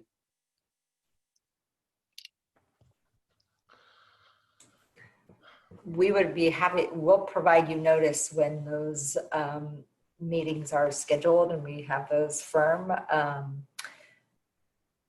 I don't know how you would, I guess that the rest of that question would be for Adam or Todd. Sure. Yeah, Adam, do you want to take process? I mean, this is moving fast, and as you say, we have limited. Yeah, I think we would, typically what we do is we have access to all the property owners in a certain radius, or and we would do probably mailings in this case of actually paper notices. So it's multiple ways we do that. We'd also, of course, use our website notification systems. Anybody who signed up for the news flashes on our website, next door, all of those things that we typically do for large meetings of interest. But in particular here, I think mailing directly out to property owners in that area, general area of Casa Buena and Meadow Suite. We could definitely do that. Okay, and if you can just include business owners, because I don't know how many people are in that area where they may not own the property, but they do have a business there. And then when Marin County comes out, pushes out when their meetings are, I don't know if there's something Corte Madera, Todd, you're Adam, again through Chronicles next door, push out those notifications also, just so that people are much more informed and they have an opportunity again to speak at those meetings. And then just the last comment is, and I'm not going to beat a dead horse, but again, if there could just be the improved communication between the county and the town as you go along in this process, so again, can get communicated out to residents, property owners, business owners, it'd be appreciated. So that's all my comments. Thanks. Great idea on noticing, by the way. Thank you for bringing that up. Bob, did you want to? I just want to clarify, we're not making any decisions tonight, right? Or voting on anything? Correct. Then I have nothing to add. I think everything's been said. Okay, great. Thank you. I'll just be real brief then. First, thanks Lily and Andrew for coming and hearing, feedback and answering questions from council and more importantly from the community. That's really helpful. I certainly understand the concerns of residents, and I think we've had a lot of great points raised and a lot of great questions asked from the public tonight. Obviously, it's really important that the county and their partners be sensitive to those concerns. I also think it's important that we as a community be open to the facts of what we see with the track record and these sorts of projects happening throughout Marin. The track record there has been quite positive. I also think it's absolutely critical that the appropriate ecosystem of services, support services, and law enforcement services be provided around this project, just to negate the impact on residents. But I think the county has been a good partner in that, and the different agencies that are working on this project have a good track record there as well. I think this is a strong coalition of actors with a proven track record on these types of projects. The last thing I want to say is just I think that it's important that we as a community take a hard look at the fact that nobody is well served by chronic homelessness. That includes residents, and it especially includes homeless people who, even though they're not always thought of as such, are in fact members of our community. And I don't think it really comports with the values of our community to leave our neighbors out on the streets. I think getting homeless people off the streets and into supportive housing really and truly is something that benefits everybody. So I'm glad to see the initiatives around this cause, not just now, but over the past several years. I'm pleased to see the progress that's being made, and I'm hopeful that this is going to be another success in a long line of successes on that front. So that is all I have to say.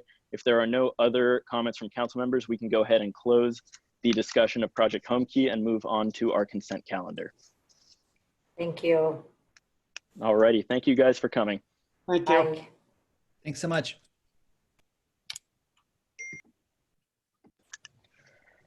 Alrighty, so that was item 3A, which was our presentation, our only presentation. We're now moving on to item 4, which is the consent calendar. These are items that are routine or have been discussed previously and do not require further discussion.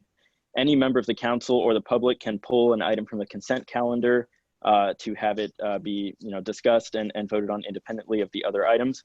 We'll first ask if any members of the council would like to pull an item from the consent calendar. Not looking like it, so I'm going to turn this over to the public. If any members of the public would like to comment on the consent calendar as a whole or pull an item off the consent calendar for a specific question or comment, please go ahead and raise your hand. And while we wait there, Rebecca, have we had any email public comments regarding any of the consent calendar items? No emailed public comments for consent calendar. Great, thank you. And we have no hands up, so I'm going to bring this back to council for a possible motion on the consent calendar. David. I move that we approve consent calendar items 4A through 4F. I'll second it. Great, thank you. Rebecca, can we have a vote, please? Councilmember Casissa?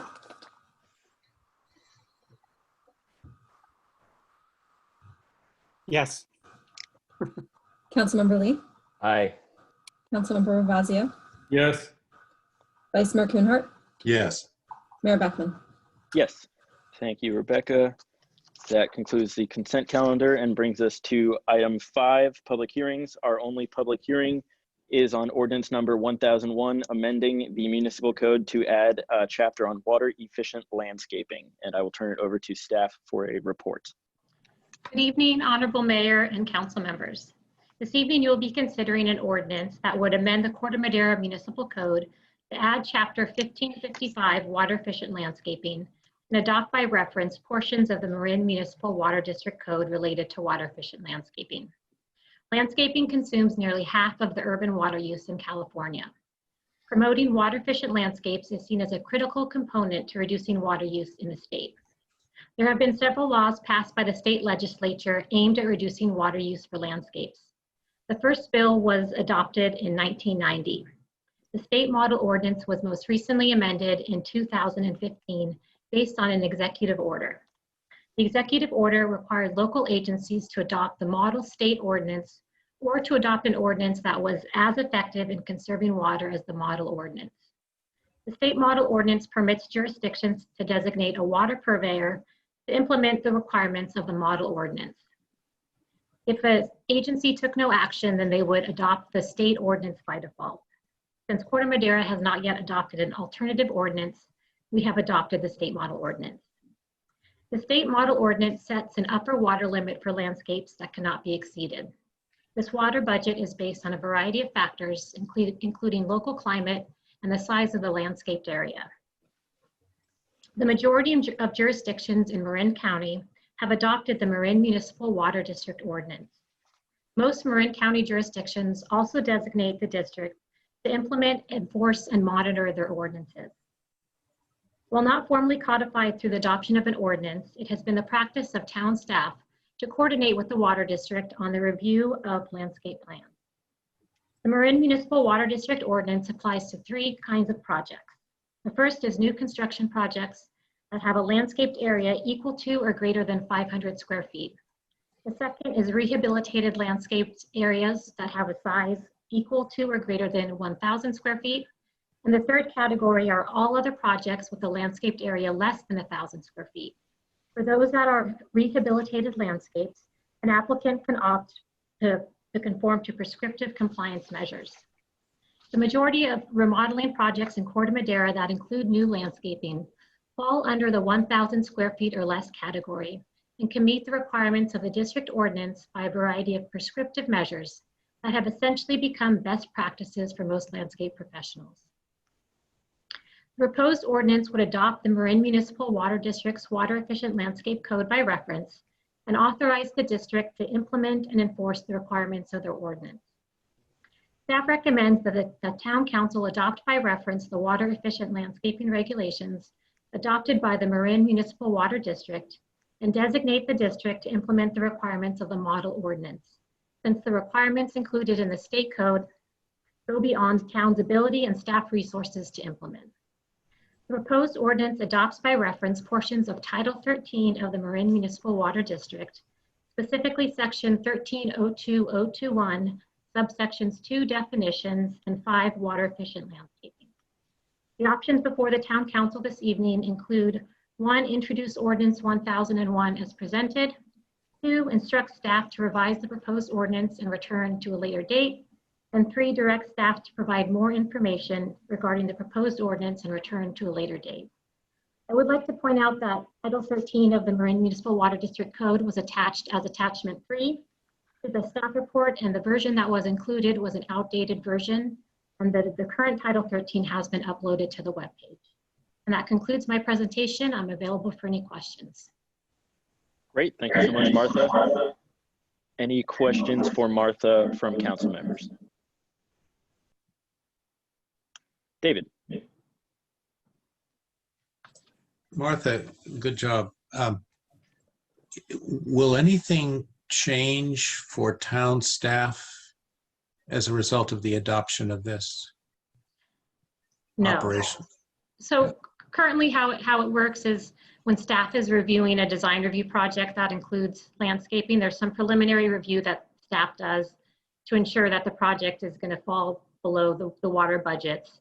And then a condition of approval is added to the design review that requires an applicant to submit their landscape plans to the water district. So that process will continue to be the same process. Is there any other authority that has a competing competency in this issue other than MMWD? No. Thank you. Any other questions for Martha? I have a quick question. Just want to clarify. So is the only enforcement of this done by, done as part of the permitting process? Correct. And then there are, like, once a landscape has been installed, there's a requirement for a water audit that is done. And that's done by the water district. So that's something on the enforcement side. And then also the town reports to the state each year on the amount of projects, landscape projects that meet the thresholds of the ordinance. So we would continue to do that as well. Okay, great. Thank you. Any other questions from council? We'll go ahead and turn this over to the public for public comment then. Any members of the public who would like to comment on this item, please go ahead and raise your hand via Zoom. I'm not seeing any hands up right now, so we will ask Rebecca if there are any emailed public comments on this item. We did not receive any emailed public comments. Great, and there are no hands up, so seeing no public comment, we're going to close public comment and bring it back to council for any comments or a possible motion. Does anybody have any thoughts on this item, or if not, we can take a motion?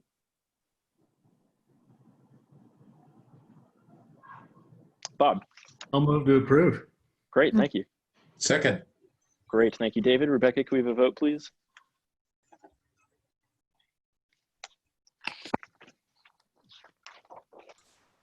Councilmember Casissa? Yes. Councilmember Lee? Aye. Councilmember Ravazio? Yes. Vice Mayor Kuhnhart? Yes. Mayor Beckman? Yes, thank you. That brings us to item 6A, our first business item. Consideration of possible adoption of resolution number 34/2020, approving a $75,000 budget amendment, authorizing the town manager to hire staff for enhanced code enforcement. And I will turn it over to staff for a report. Thank you, Mr. Mayor, members of the council. it's so good to see Martha. I haven't seen her in a few weeks, and great presentation. So, God, it's this COVID-19 has just got me missing all of our people over the past few months. So good job, Martha. Mr. Mayor, members of the council, I'll make this brief, but I'm happy to delve into this and answer any questions you have. This is a long-standing conversation that we've had over this past year over code enforcement. We have some recently amended ordinances, quality of life issues within the town, and we've heard from the council, staff, and the community that we really need to enhance the ability to enforce these ordinances. And so, as you may recall, at the last meeting, we talked about really moving our current code enforcement officer, Mike Moriarty, to a management position to oversee a more robust code enforcement underneath him, where he would supervise that and also enforce our ordinances moving forward, and also take on the role of a communications manager. We're spending a little bit more time on the job description regarding some of his duties at the higher level, and so that'll come to you at the next meeting. But in the interim, looking at the budget, I believe that I can find $75,000 within the current budget to move forward with hiring part-time help underneath Mike Moriarty to jump in immediately and help Central Marin Police Authority to enforce our ordinances. But to be safe, I'm asking for an actual budget amendment. So I'm asking for a $75,000 budget amendment for fiscal year 2021, authorizing the town manager to hire additional staff on a part-time basis or a contract basis to work underneath Mike Moriarty under his supervision to enforce our ordinances. And I think as soon as 30 days from now, to have a couple people working for us and really focusing on those quality of life issues that we've been talking about. With that, I'm happy to answer any questions. Approximately $20,000 of any code enforcement within the town is reimbursable based on some of the duties that they're assigned. And so again, I think at the end of the year, I'll be able to offset this cost within the current budget, but I don't want to be strapped and make any decisions based on budgetary. I'm just want to be safe and recognize that I think the council is requesting code enforcement services immediately. And so I'm asking just to be safe for a $75,000 budget amendment, but I will be careful on how I spend those monies and make those decisions. And with that, I'm happy to answer any questions. Great, thank you, Todd. Any questions for Todd? I had, Todd, if I have questions about like the details of Mike's communications role and any support he might be getting there, should I save that for the next meeting then? That's correct. And that's why we're taking a little bit more time on, we want to make sure that's really clear in his duties. And so the council and staff, and most importantly, Mike, understand that everybody understands what we're asking of his role. Yes. Beautiful. Great. Thank you. If there are no questions from council, I'll go ahead and open this up to public comment. If any members of the public would like to comment on this item, please go ahead and raise your hand through Zoom. You can also email public comment at tcmmail.org. We have a hand up from Mr. James Jordan.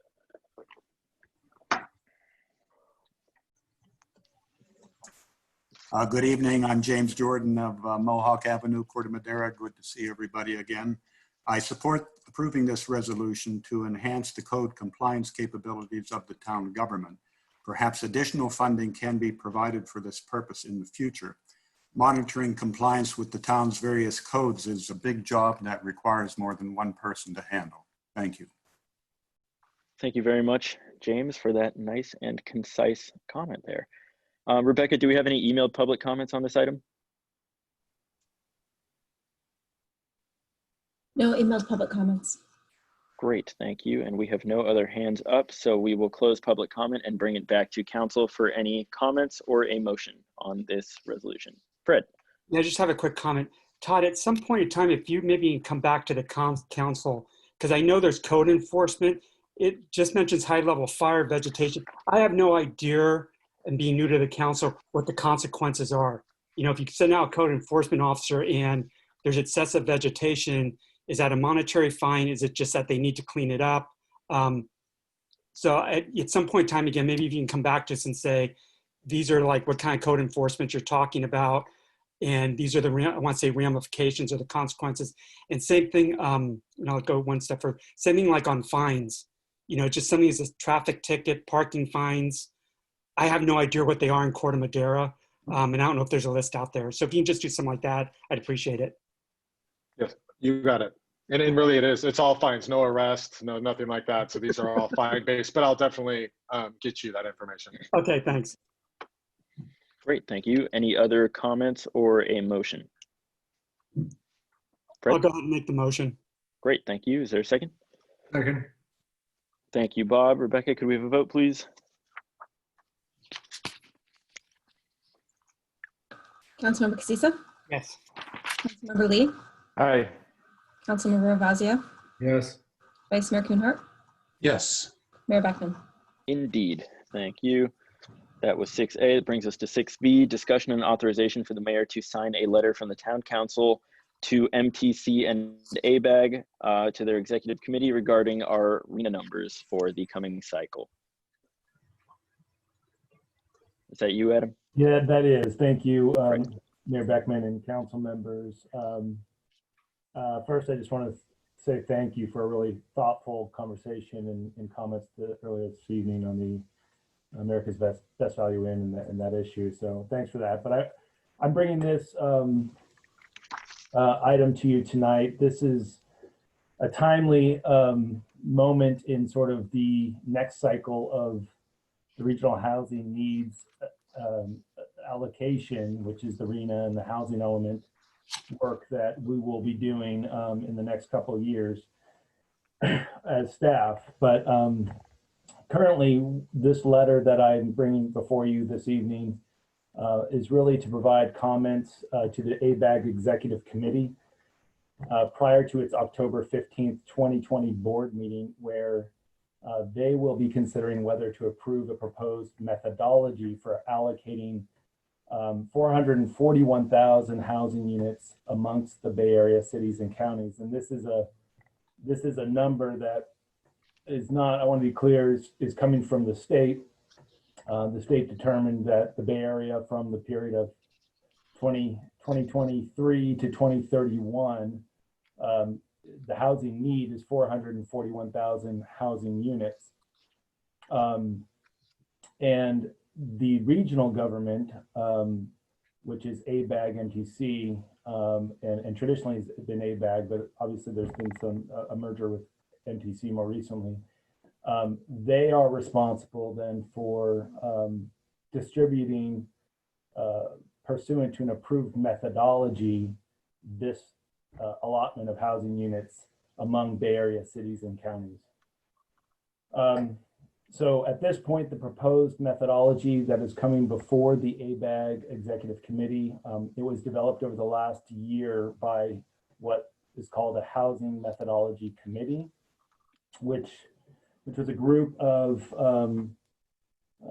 9 elected officials, 1 from each Bay Area county, 12 jurisdiction housing or planning staff, also from all of the different counties. There were also 16 regional stakeholders representing diverse perspectives, equity, open space, public health, transit, housing, and then I guess 1 partner from state government. So that was the group that has been working on trying to really come up with a consensus methodology formula with which to allocate this, meeting a bunch of state mandated objectives and goals.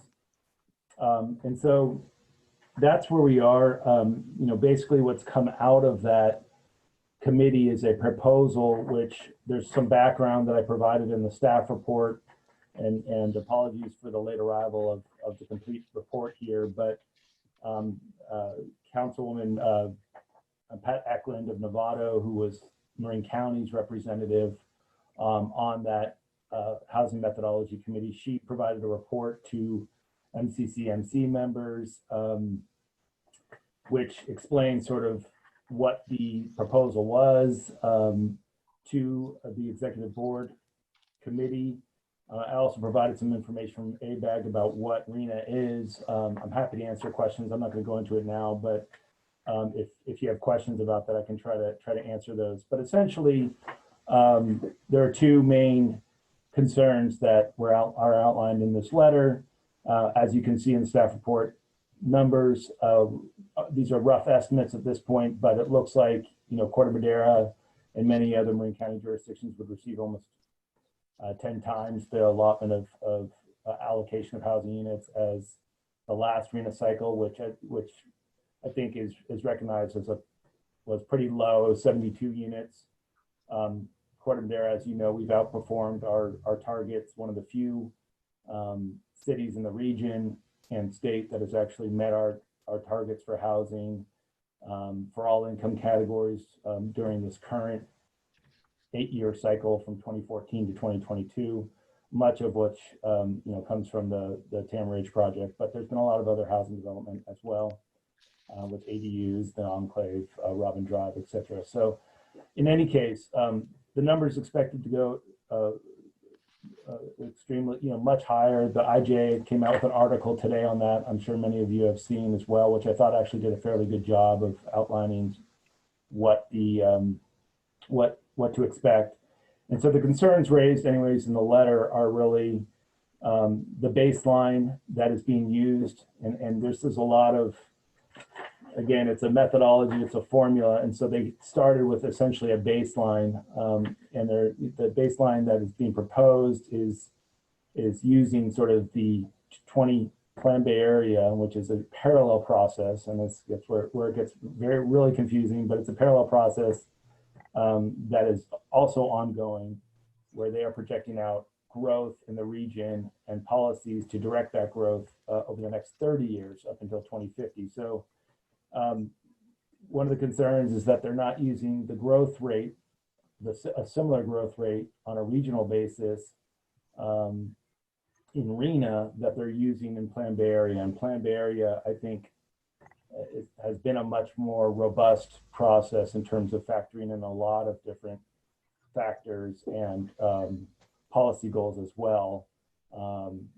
But nonetheless, it doesn't have to align. RHNA doesn't have to align exactly one-to-one with that. And in this case, it hasn't. But clearly, I think aligning it more with the Plan Bay area growth projections would, and I would just say, you know, I think Corte Madera and the Plan Bay area growth projections is going for something like 4,000 currently households to about 5,000 in 2050. So that's over a much longer period of time.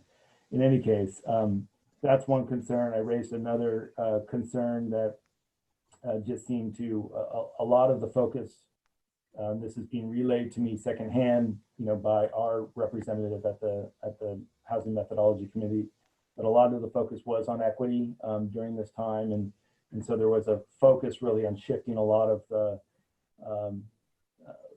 some of the allocation factors toward high resource areas, which have higher health outcomes, better education, higher other factors that sort of produce better outcomes for the individuals that live in those communities, Corte Madera being one. So it's sort of all these factors tweak and push and pull the numbers in certain directions, but ultimately that one ended up moving more household growth or housing units in the RHNA process toward high resource communities such as Corte Madera. And that is despite the fact that those communities are often further from transit or better transit, further from requiring longer commutes, you know, likely in more of the WUI and fire risk zones. In Corte Madera, obviously, we also have the flood zones as well, but and generally are not consistent with sort of the certain planning principles around focusing growth around job centers, transit hubs, and the denser areas where growth has occurred historically. So in any case, I'm happy to answer questions, get your thoughts on it.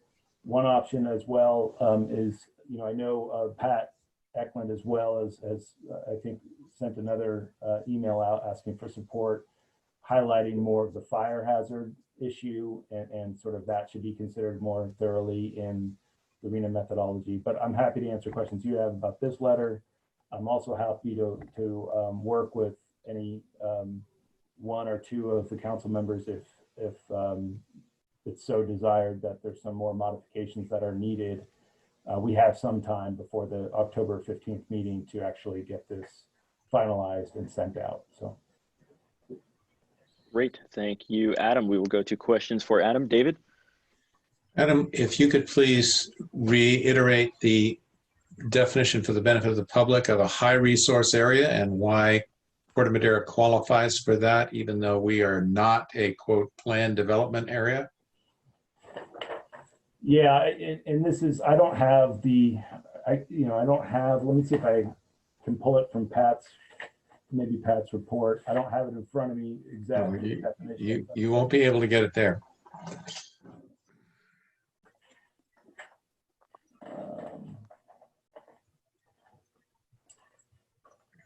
Yeah, I don't really have the definition other than what I communicated. There is one that it's basically originally came from high opportunity areas, which was sort of developed through some legislation around housing, other housing through the legislature, and that sort of it was again another way of sort of what they did was look at a bunch of different outcomes of certain areas where everything from probably life expectancy to graduation rates of high school students and things like that. The income, annual income of the residents, things such as that nature, and essentially labeled it as high resource areas. As long as they had some proximity, there is a relationship to some transit, bus transit. And so I could, I don't have the exact definition, but it is a complicated mix of things. Yeah, it is, and it's opaque. And this is a question actually for the mayor or you. In the draft letter, which I mostly understand, do you feel that the bubble diagram helps in communicating? Maybe it does to somebody on the inside, but it doesn't to me. Yeah, and that it may or may not. I think really what it's trying to show is on the left, which I think is more important, the percentage growth under this 8-year cycle. And so if you look at the percentage growth in households or housing units in this proposed methodology that's going to be before the executive committee, Corte Madera has it's 18% housing unit growth over our existing baseline of housing units in our community today. And that's the highest in Marin County, but that's also, I think, more troubling, higher than Oakland and Berkeley and places like that, and much higher than San Rafael, I should also note. So I think what really it's pointing out is that, typically when we think of planning efficiently and effectively, trying to actually locate additional housing units near transportation areas. Obviously, with the part of the whole planned area process is about also reducing environmental impacts and reducing GHG impacts, I should mention as well. So anyways, that's what it's intended to do. It may not communicate that. I think we are sending this letter to people on the inside. I will mention these are people who are very well familiar with the guts of how these things are made. So, is there a short explanation of why we think that there appears to be a significant breakdown in communication between the two different parts of our regional planning agency, one that deals with the Plan Bay area and the other that deals with RENA? That might be too long a question, but does it make any sense that there's that breakdown of communication?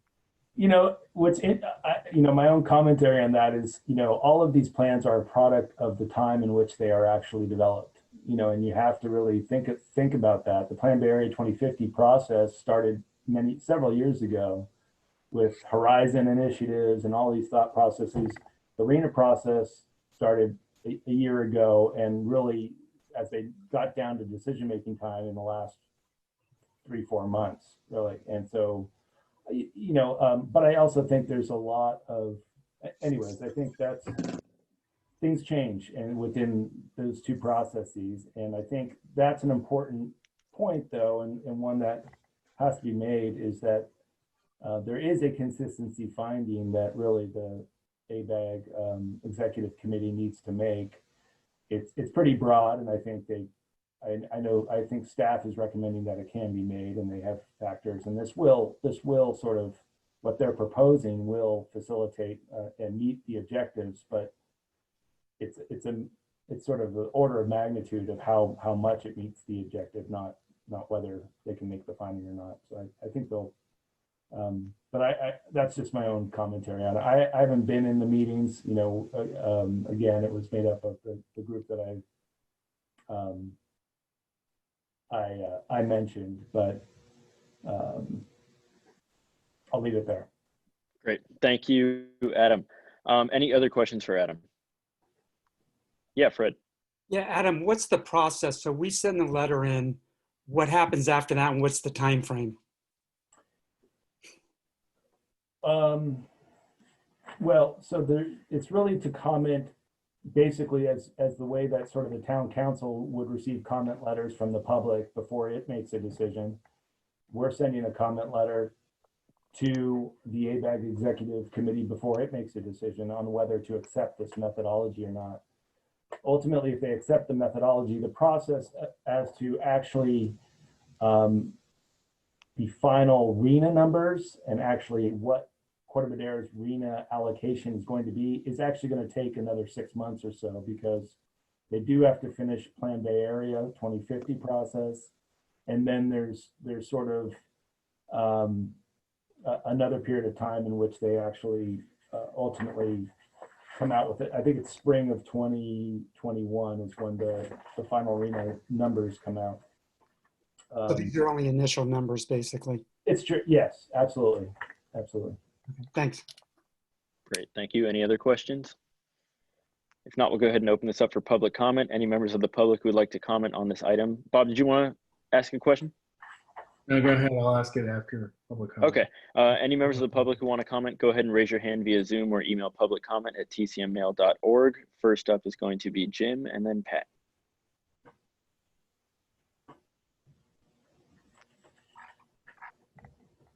Hey, Jim. Hello. I would suggest adding a paragraph that reads something like, the proposed RENA methodology negligently ignores serious health and safety issues. In particular, it cites future housing development in floodplains and sea level rise areas. Secondly, it cites future housing development in wildland urban interface areas with inadequate ingress and egress routes. And just it's sort of background, back when they did Plan Bay Area 2040, Diane First and I both spoke to the planners and said, hey, if you look at where you're planning on putting housing and then you overlay a map of flood areas, it's a one-to-one congruence, okay? Now we've got an additional factor, which is if we put housing, say at the top of Summit Drive, there's no way those people can get out of there. There's no way the fire department can get up there. Same is true as over on Chapman. You know, it's, oh well. So I would put in a paragraph saying that basically they're ignoring state health and safety issues. Sounds good, Jim. Thank you. Okay. Anything else? That's it. Okay, great. Thanks. We will go to Pat next.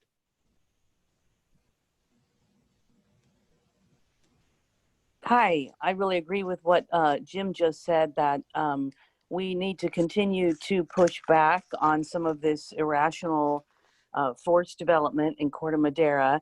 And I think especially, like you said, these are a product of the time. Adam said this was a product of the time that it was developed, and none of this is reflective of COVID.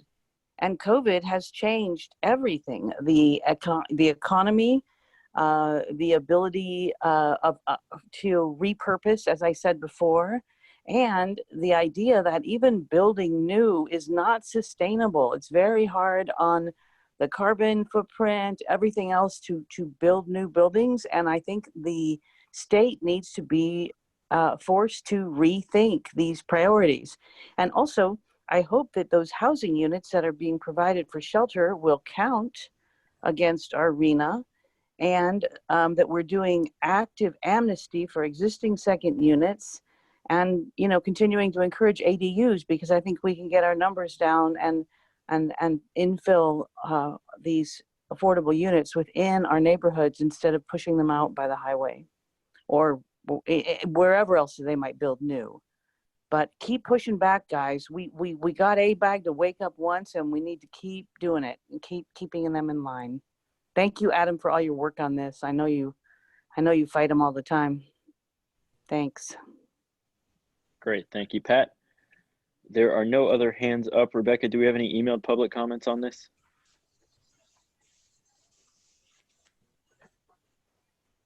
No emailed public comments. Great, then we will close public comment and bring it back to council for discussion. We'll start with Bob. Yeah, I just had a question. I got this later today.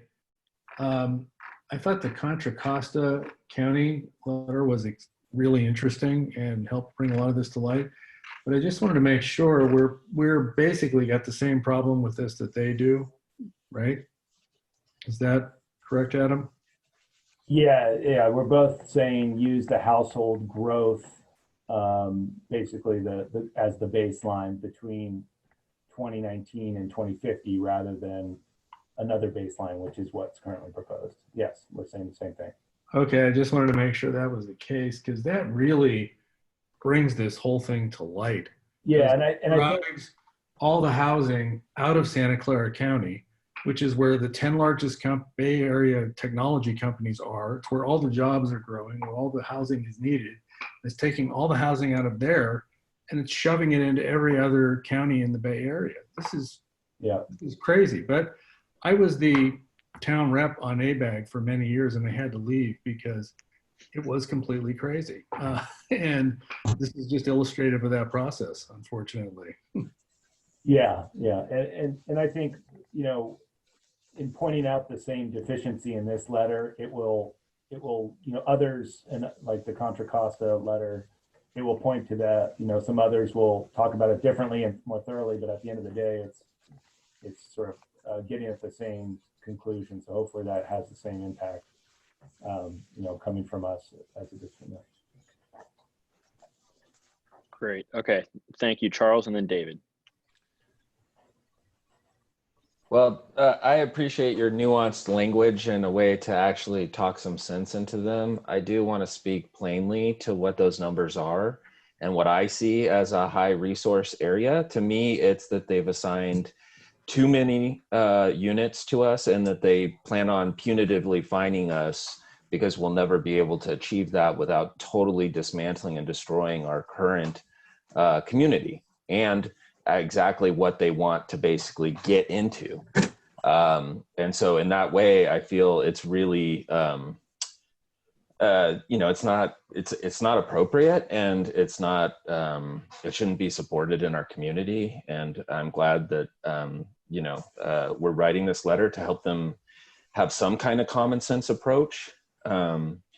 The other thing is I have been attending the ABAG larger meetings, not as a council member, but just to learn about the process. And while I hear hundreds of people from all over the state and outside the state saying that there's not enough housing, the people that are currently and have been for many years trying to actually do it identify that you can throw as many numbers as you want at it, but if the state and other entities aren't going to finance it to actually provide low income housing, it is all a moot point and is not really worth discussing. And, that's my bigger issue with it. And, I feel like it's really irrespective of what for generations California and the Bay Area has been building towards. And that's not a NIMBY thing, that's just common sense. And it's reactionary to very vocal people that feel alienated, which I understand, but I think there's good ways to do that. And I think it's really sad that ultimately legislators feels that they can just basically create new laws that will solve the problem, but it's really the financing and the ability to provide that resource to the people that the people want. And that's where like Google and Facebook and others are trying to hear that call and do it on their own within those communities. But they're not spreading that money to other impacted communities around, right? And once again, I also iterate that I don't think there's been a huge flight of younger people out of California. I think COVID and the ability to work remotely and those large employers are changing their ways. And understanding that ultimately urbanization and impacting communities so severely is not healthy, and that we were basically tearing at each other's throats to try to make this happen. And a lot of people felt relief after COVID because it changed the game and it allows them to move to other areas and still get those high paying jobs and everything else. And so to me, the letter is just the start of what needs to be really reevaluated at a much larger and higher level. So I can definitely make the findings, and I appreciate what Adam's done. But in general, it's not even really a discussion. It's just trying to them make me into a sword swallower. So. All right, thanks, Charles. David? I think you're the first person I've ever heard pronounce the W in the word sword. I like the letter generally. I think it would benefit from being shorter and from removing the bubble diagram and just being a little clearer. And to that point, I think Jim's suggested focus on health and safety and just really hit it hard and crisp would be a good addition. I've got a question that you may think of as rhetorical if you want to, but it's a serious question. Would our voice in this conversation be stronger if we were actually a member of ABAG? I'll let somebody else answer that. I don't know the answer to that question. Yeah, Bob. I'll just offer an opinion of having been the ABAG rep for a long time and having gone to a lot of ABAG meetings. No. That's not the way the organization works. That's just my opinion, but I don't think it makes any difference at all. Right. Thank you, David. Fred. Yeah, just real quick, I would agree with some of David's comments and also James's comment. If we can tweak the letter and get in verbiage regarding, I'll say climate change in general and the effect on that. Thanks. Yeah, Bob. I'm sorry, one more minor potential addition comment. Somebody should be talking about water here. You know, we get all of our water from reservoirs on rainfall on Mount Tam. If we don't get rainfall pretty soon, we're going to be on water rationing again. And expanding the number of households without addressing the water issue, besides the fire and the flood, it's just a third factor that needs to be taken into account. They never do. Thanks. That is a great point, Bob. That has never even occurred to me before, but you're absolutely right. The only thing that I would add is I strongly agree with Jim and Pat. I think it's insane for them to be taking, a lot of these numbers are based, there's a lot of variables, but they're based in part on the geographic size of a jurisdiction. And I think to not discount flood area and fire area from that, from that size is insane, because then you're essentially forcing jurisdictions to build housing in areas that are prone to fire or going to be underwater in 50 years. It's just stupid. Anyways, those are all my comments on this. Anybody else have any closing thoughts before we move on here? And Adam, do you feel like you have clear direction? Well, yeah, I mean, I guess, so actually, I guess not. So I'd like to get some direction on whether to, you'd like me to make the modifications and feel comfortable then providing this to, to you, Mayor Beckman, as the signatory on that once you look at it. Okay. Yeah. All right. Great. Okay. Thank you. That concludes 6B. Going to move on to 6C, which is consideration of resolution number 35, 2020, authorizing the town manager and department heads to receive a one-time payment of administrative leave buyback up to 80 hours and a vacation leave buyback of up to 40 hours for this fiscal year only. Is that you, Todd? Thank you. Yes, thank you, Mr. Mayor, members of the council. And I just want to thank Adam for bringing the last item to the council. We're actually the first in the county to do so. And so Novato, obviously, with Pat Eklund is right behind us. But I thank you for Adam for being aggressive on this, as it's an important issue. So, Mr. Mayor, members of the council, I don't take this lightly. I'm very sensitive to ever treating a specific class of employees potentially different than others. I'm also very cognizant of the budget. And so this was a difficult one for me. It's one of my weaknesses as you evaluate your town manager moving forward. We're public servants. We rise to the occasion. We don't complain, and that's not what we're doing here. We do what we got to do. And really, and I'm going to go into it a little bit more in depth. The staff report, I'll let it stand on its face. But a lot of people have asked recently, why are you so busy? I mean, things are closed. You should be less busy. I don't understand. And so I want to paint a picture. It's not a picture of complaining. It's a picture of facts, and that's what we do as public servants. And it's really, your directors really have risen to the occasion. We've talked a little bit about it, but I want to just try to paint a picture for you. But the bottom line is, it is very normal for organizations because we carry liability from year to year at vacation time. And sometimes when you can't use it at the end of the year, it accrues into the next year. And it's a liability in our books for audits. And a lot of jurisdictions don't like to carry those large liabilities. And so what they do is they allow employees to cash out up to a certain amount routinely. Central Marin Police Authority, Central Marin Fire Authority, the town of San Anselmo, the city of Larkspur, all do that. The town of Corte Madera historically has not, for a variety of reasons, which honestly I support as your town manager. Our people need to live a good quality of life, and they need to take their time off, and we need to find a way as supervisors to allow them to do so.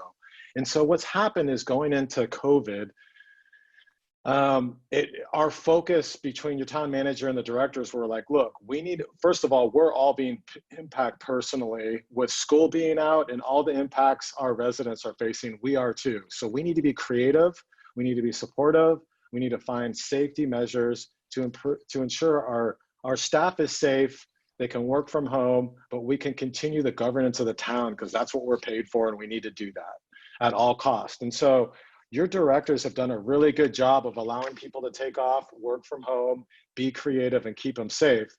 But unfortunately, we only have 25 something employees with your 6 directors and town manager.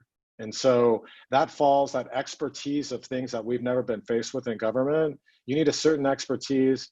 You need certain things to get done on a weekly basis, and it shifts from week to week like I've never seen before. It's unprecedented.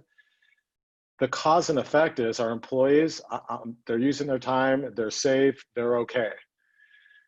The bad news is your directors are, one, I'm concerned that they're going to get run into the ground. And so I'm going to do everything I can to allow them to take their vacation time. But in this case, we really haven't been able to, you can see the balances currently. I'm going to do everything we can over the next year to allow them to take time off. But we're accruing balances where we hit our peak. We can't accrue more than 300 hours a year. We accrue 10 to 25 days, depending on how long we've been with the town, on an annual basis. And so we quit accruing time at 300 hours. And so some of your managers over the last year just hit that limit and they're not accruing time. We also accrue 96 hours of administrative time. And so we don't get overtime as your directors and town manager. We get administrative time up to 96 hours. And that's for night meetings, working outside the normal, course of the work week. And we just really haven't been able to use our time. And so I try to outline, some of the issues in the background of the report of why that is. And then I want to just I'm going to use myself as an example. We recently had a staff meeting and we were kind of talking about this. And, Ashley, our Parks and Rec director, was like, look, I need to see everybody and like get to know people and like understand what we're all going through. And so we all started to share like how we're each impacted trying to accomplish the mission of governance within our town and like what we do. And as each person spoke, we were all surprised over the impact of each of us. And so, as a town manager, I'm responsible for that. And so I really want to recognize and I want to help that I may not always be able to allow them to take time off as much as I want over the past 6 months and probably the next 6 months. That's just the way it is. We have to do that. But I want to allow them a one-time opportunity to at least be able to cash some of this time out and not lose it. You lose administrative time at the end of the year if you don't use it. And again, you stop accruing vacation time if you hit your cap. And so again, keep in mind as we talk about this, I'm going to do everything I can to support our directors and allow them to take time off. But I also wanted to paint a picture because a couple of council members asked this also and said, hey, I get a lot of questions of like, why are you busier? I think the council's been very supportive, but we haven't talked about it. I mean, we just talked about it as a staff. So really quickly, I just wanted to talk about it, but ultimately I'm not asking for a budget amendment. I believe the cost of this request is about $36,000 to $40,000. We have it in the current budget because what we did is we paid our CalPERS payment early. We didn't do it on a monthly basis. We paid it all up front. And so we have a savings of about $35,000. And also with some other personnel decisions made recently, we will not have to ask for a budget amendment. So I will not go over the budget, and all decisions I make over the year will have that in mind. And then just lastly, I'll just use myself. And again, this is just a fact of life. And when I go through kind of what I do on a weekly basis, or I'm supposed to work 40 hours a week, but we all know as managers, it's 50 to 60 hours a week. When you go through it, what it does is it really, COVID, the PG&E shutoffs, the personal issues of having your kids, home and homeschooling, really protecting our business owners, our residents, really working from home. It's turned from like 5 days a week to 7 days a week.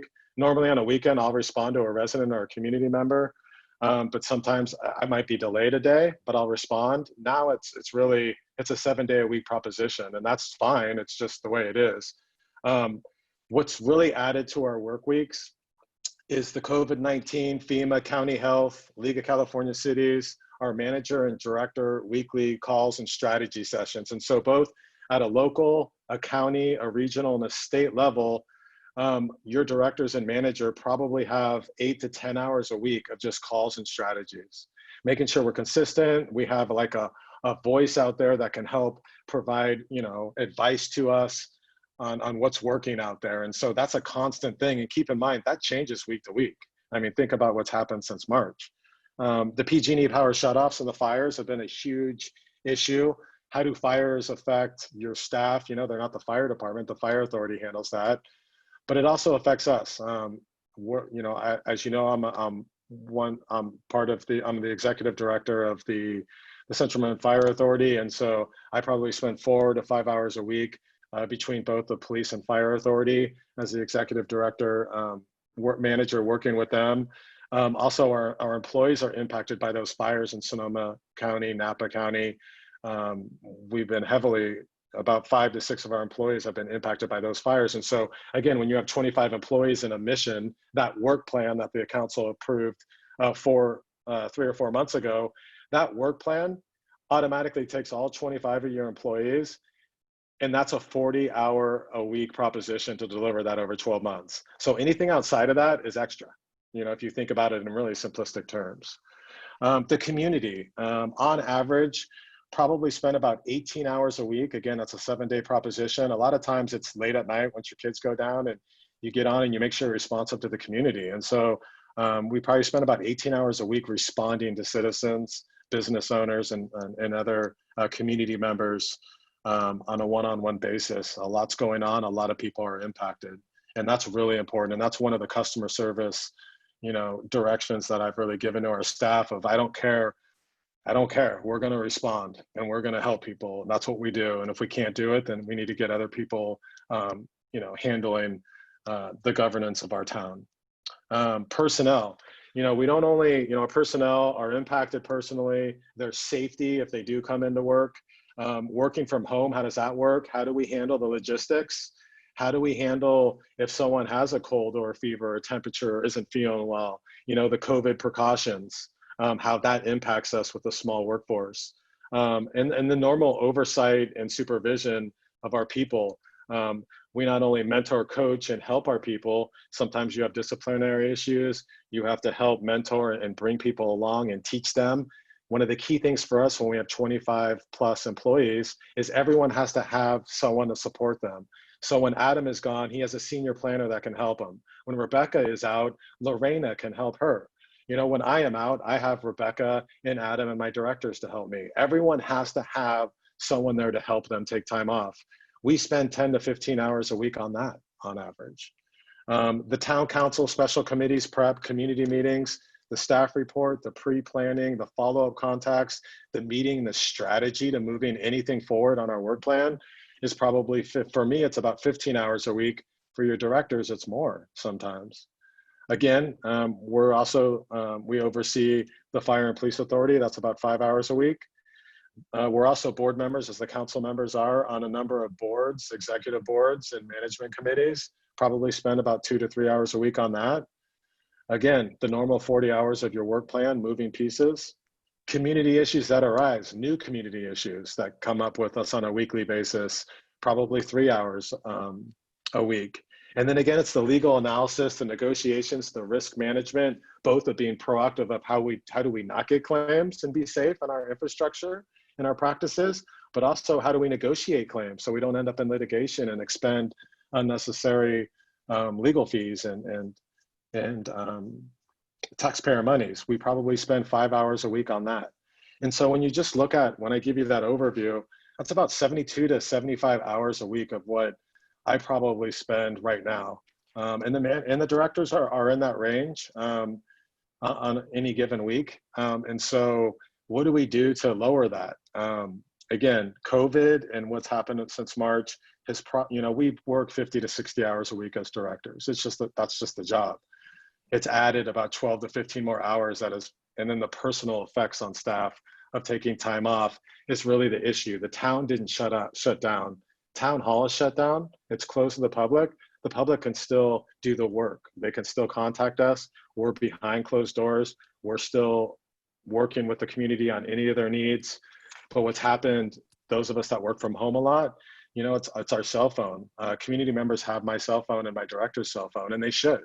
And they have to reach out and talk to us when they need to talk to us. And so it's not a complaint, it's just the way it's going. If I had this crystal ball and could tell you as a council, because I do consider it a failure for me as a town manager to help my directors to make sure they don't get burned out and they can take time off.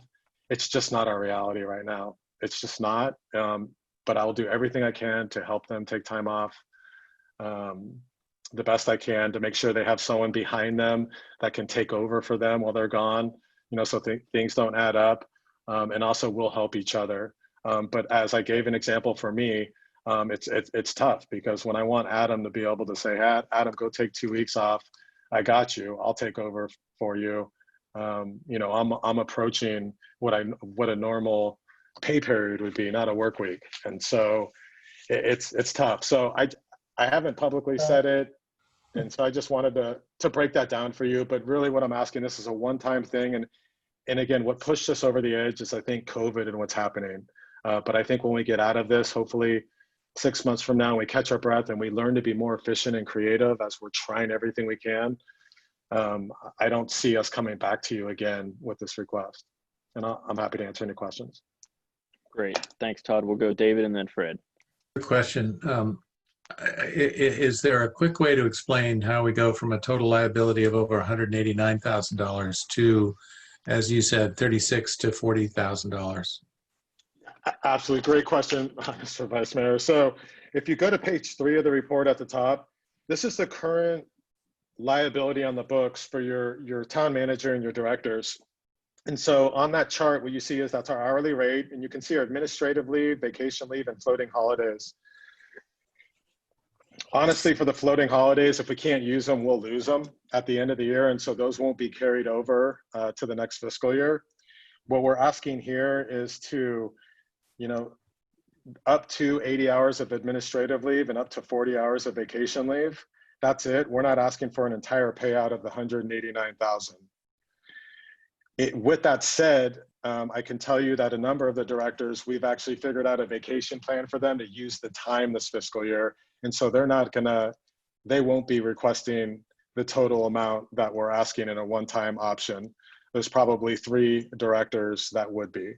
And so when you take all that into consideration and you go down to the other charts, below that, the accrued hours of just vacation, what do it cost to pay out the 40 hours of vacation and the 80 hours of admin leave? It's a total number of 64,000.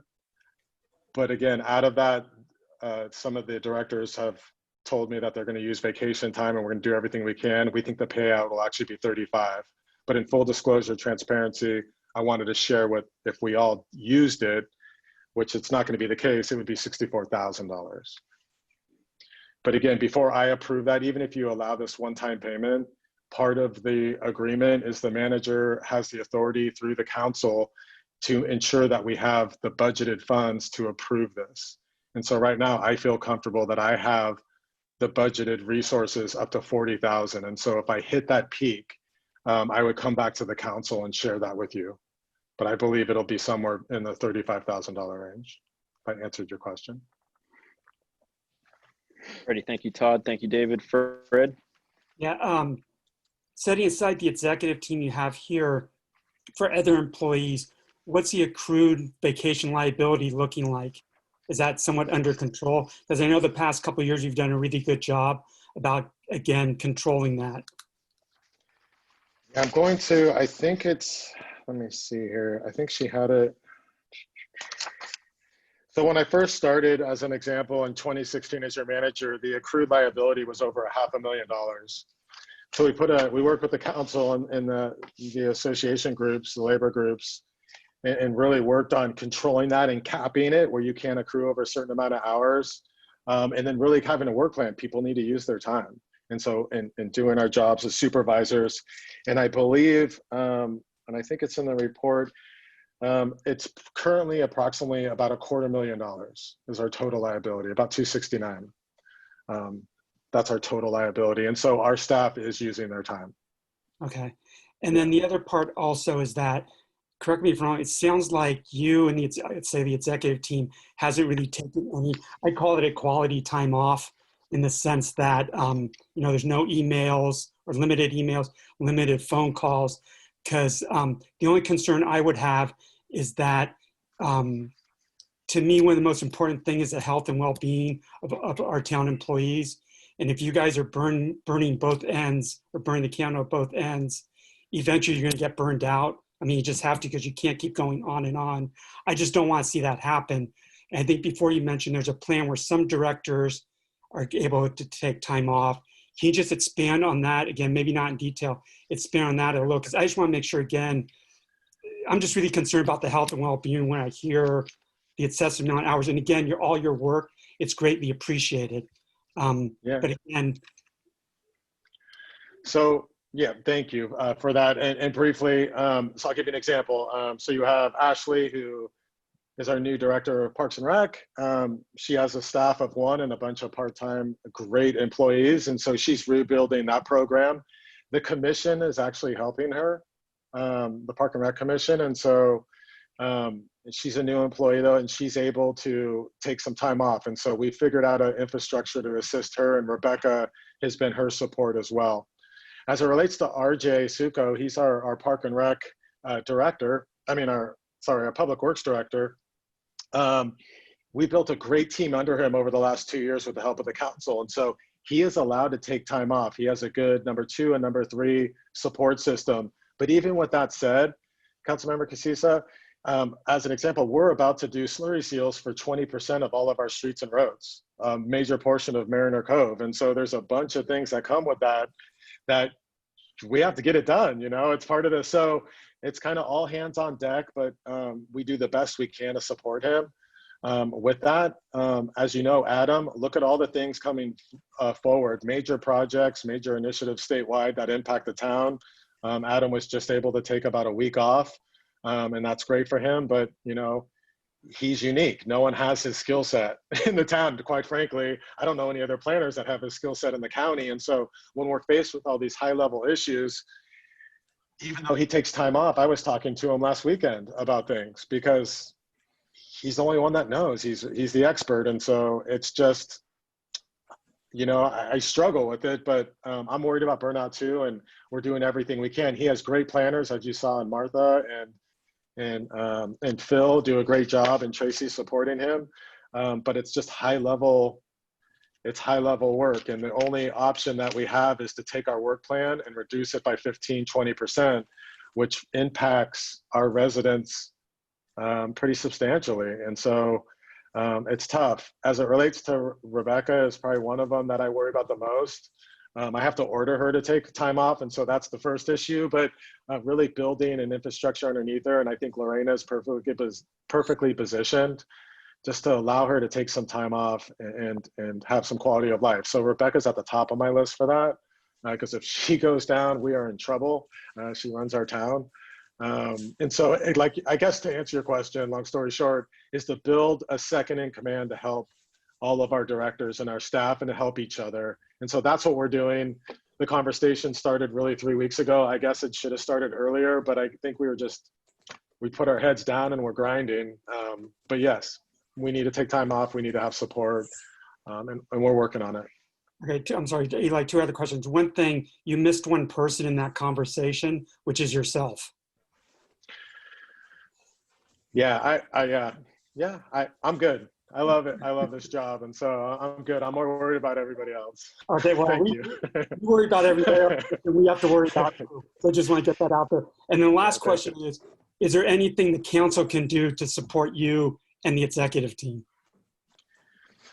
Yeah, we talked about that too. And thank you for asking that. You absolutely do. And so we appreciate you. And I think, having a good council like this, honestly, not every council's created equal. We talk to our cohorts.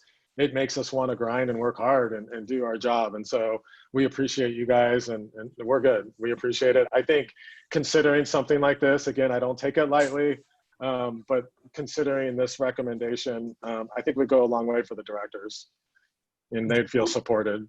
Thanks. And again, appreciate all your hard work and your team. Thank you. Any other questions for Todd? If not, we will open this up for public comment. Any members of the public who'd like to comment on this item, please raise your hand through Zoom or email publiccomment@tcmmail.org. Rebecca, do we have any emailed public comments about this? No emailed public comments.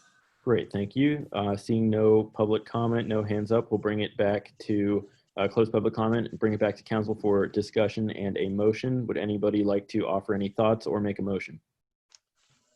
If there's no thoughts, I'll go ahead and make the motion. Thank you. Is there a second? Second. Great. Thank you. Rebecca, can we have a vote, please? Councilmember Casissa? Yes. Councilmember Lee?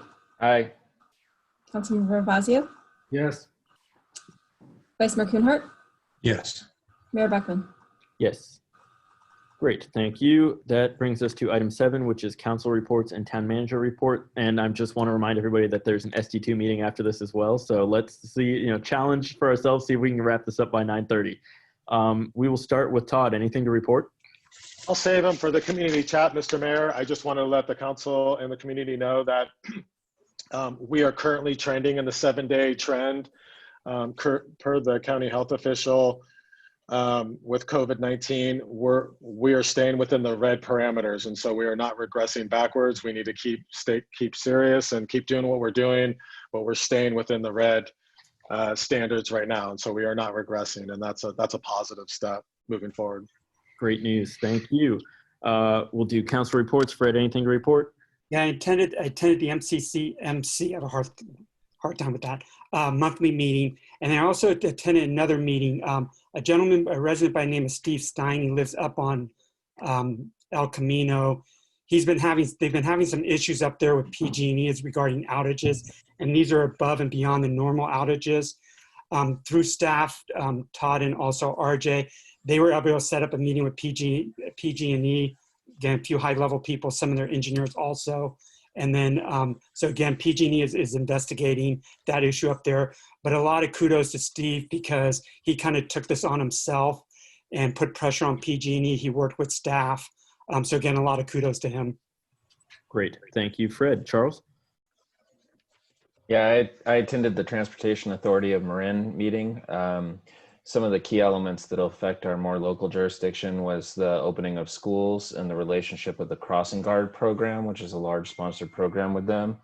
And then also safe routes to school, the temporary drop-off zones, coordinating that. We also approved additional funding for the design and construction of the bike addition to the overpass at 101 that goes over to Larkspur Landing, and then also looking at improving the dirt trail that goes along the lagoon on that side over to the trestle and other, just improving our overall bike and walking infrastructure. So I think that was a really good one. So great, thank you. Bob? We had a meeting in the Marin Wildfire JPA, and we named an executive director, Mark Brown, who was the deputy fire chief from Marin County Fire. It was a long process. We had a field of 81 applicants, but Mark's going to be great. So we're moving forward. That's it. Beautiful. Thank you. David? Ended the MCE Technical Committee meeting on the 1st of October. MCE is still growing. The city of Fairfield is going to be coming in November to join the JPA. That is the Joint Powers Authority, which is MCE Clean Energy. They're putting out, together with other community choice aggregation entities, a very innovative request for offers for long duration storage. Could be batteries, could be other forms that would help us in our institutions get through longer power outages. So they're really trying to drive innovation in that line. They're also doing a ton of work on planning ahead, operational integrated resource planning. Was a 2-hour meeting that I can't possibly summarize very quickly, except to say that there are multiple factors, a couple of which I think you might be interested in, which is that overall our demand for new energy is slightly gliding down, particularly as more and more people go solar. We're gaining more of our energy for free from the sun. And yet there's an upward driver, which is electric vehicle innovation, and electric vehicle adoption is driving up the load or the demand for electric energy, as well as building electrification. But they're carefully evaluating how all those lines will interrelate and work together, and going to attempt to have the right amount of contracts in place to meet that demand. Great, thank you. I don't have too much to report. Myself attended the big MCCMC meeting, the MCCMC Legislative Committee meeting, and the League of Cities North Bay Division Executive Committee meeting. Not too much of import to report from any of those at this juncture, so I'll keep you guys posted at future meetings. But aren't you up for a potential position with the North so Bay that, MCC? that election is at the division meeting tomorrow, so I will let you guys know how that goes. That concludes our council reports. We have item 8 is discussion of draft agenda. Any comments on the draft agenda there? Yeah, Fred? Yeah, just one thing, if we can, is I believe November 15th or 16th, the ordinance regarding outside dining, I think that expires, if I can remember. I would like to see if we can have a discussion on it. I don't think we can extend that ordinance, I think from what Teresa said at one of the meetings. But if there's a way where we can figure out how to still permit that outside dining, I think it would go a long way, especially given that I think we're at 10 or 25%. I don't know how much, if those businesses have to move indoors, it's going to help them. So if we can do something along those lines, I think even though we're getting into the winter months, I think it would bode well and assist those businesses. You got it. We're working on it. We'll be bringing something back to the council shortly to meet the deadline. Okay, thanks. We will support them. Great. Yeah, David? There are 2 improvements done by our Department of Public Works that look absolutely outstanding. I drove down Tamil Vista Boulevard, and it is just gorgeous, and it does all of what was promoted of slight narrowing and slowing and calming of traffic, and also the crosswalk of Pixley at Redwood to help kids be safe as they are on their way to Neil Cummins. But great work by our DPW. Please, Todd, pass that along. I will. Thank you, Mr. Vice Mayor. Thank you. Fred? Yeah, I'm sorry, I'll just throw in one more. Skunk Hollow, I believe that may be coming to finishing up. We walk by there all the time. That's looking great also. Thanks. Great. Alrighty, thank you guys. We are going to adjourn the town council meeting and call to order the Tuesday, October 6th SD2 board meeting. I'm going to waive the salute to the flag because we did it for the council meeting. Rebecca, can we have a roll call, please? Board Member Casissa? Here. Board Member Lee? Here. Board Member Ravazio? Here. Board Vice President Kuhnhart?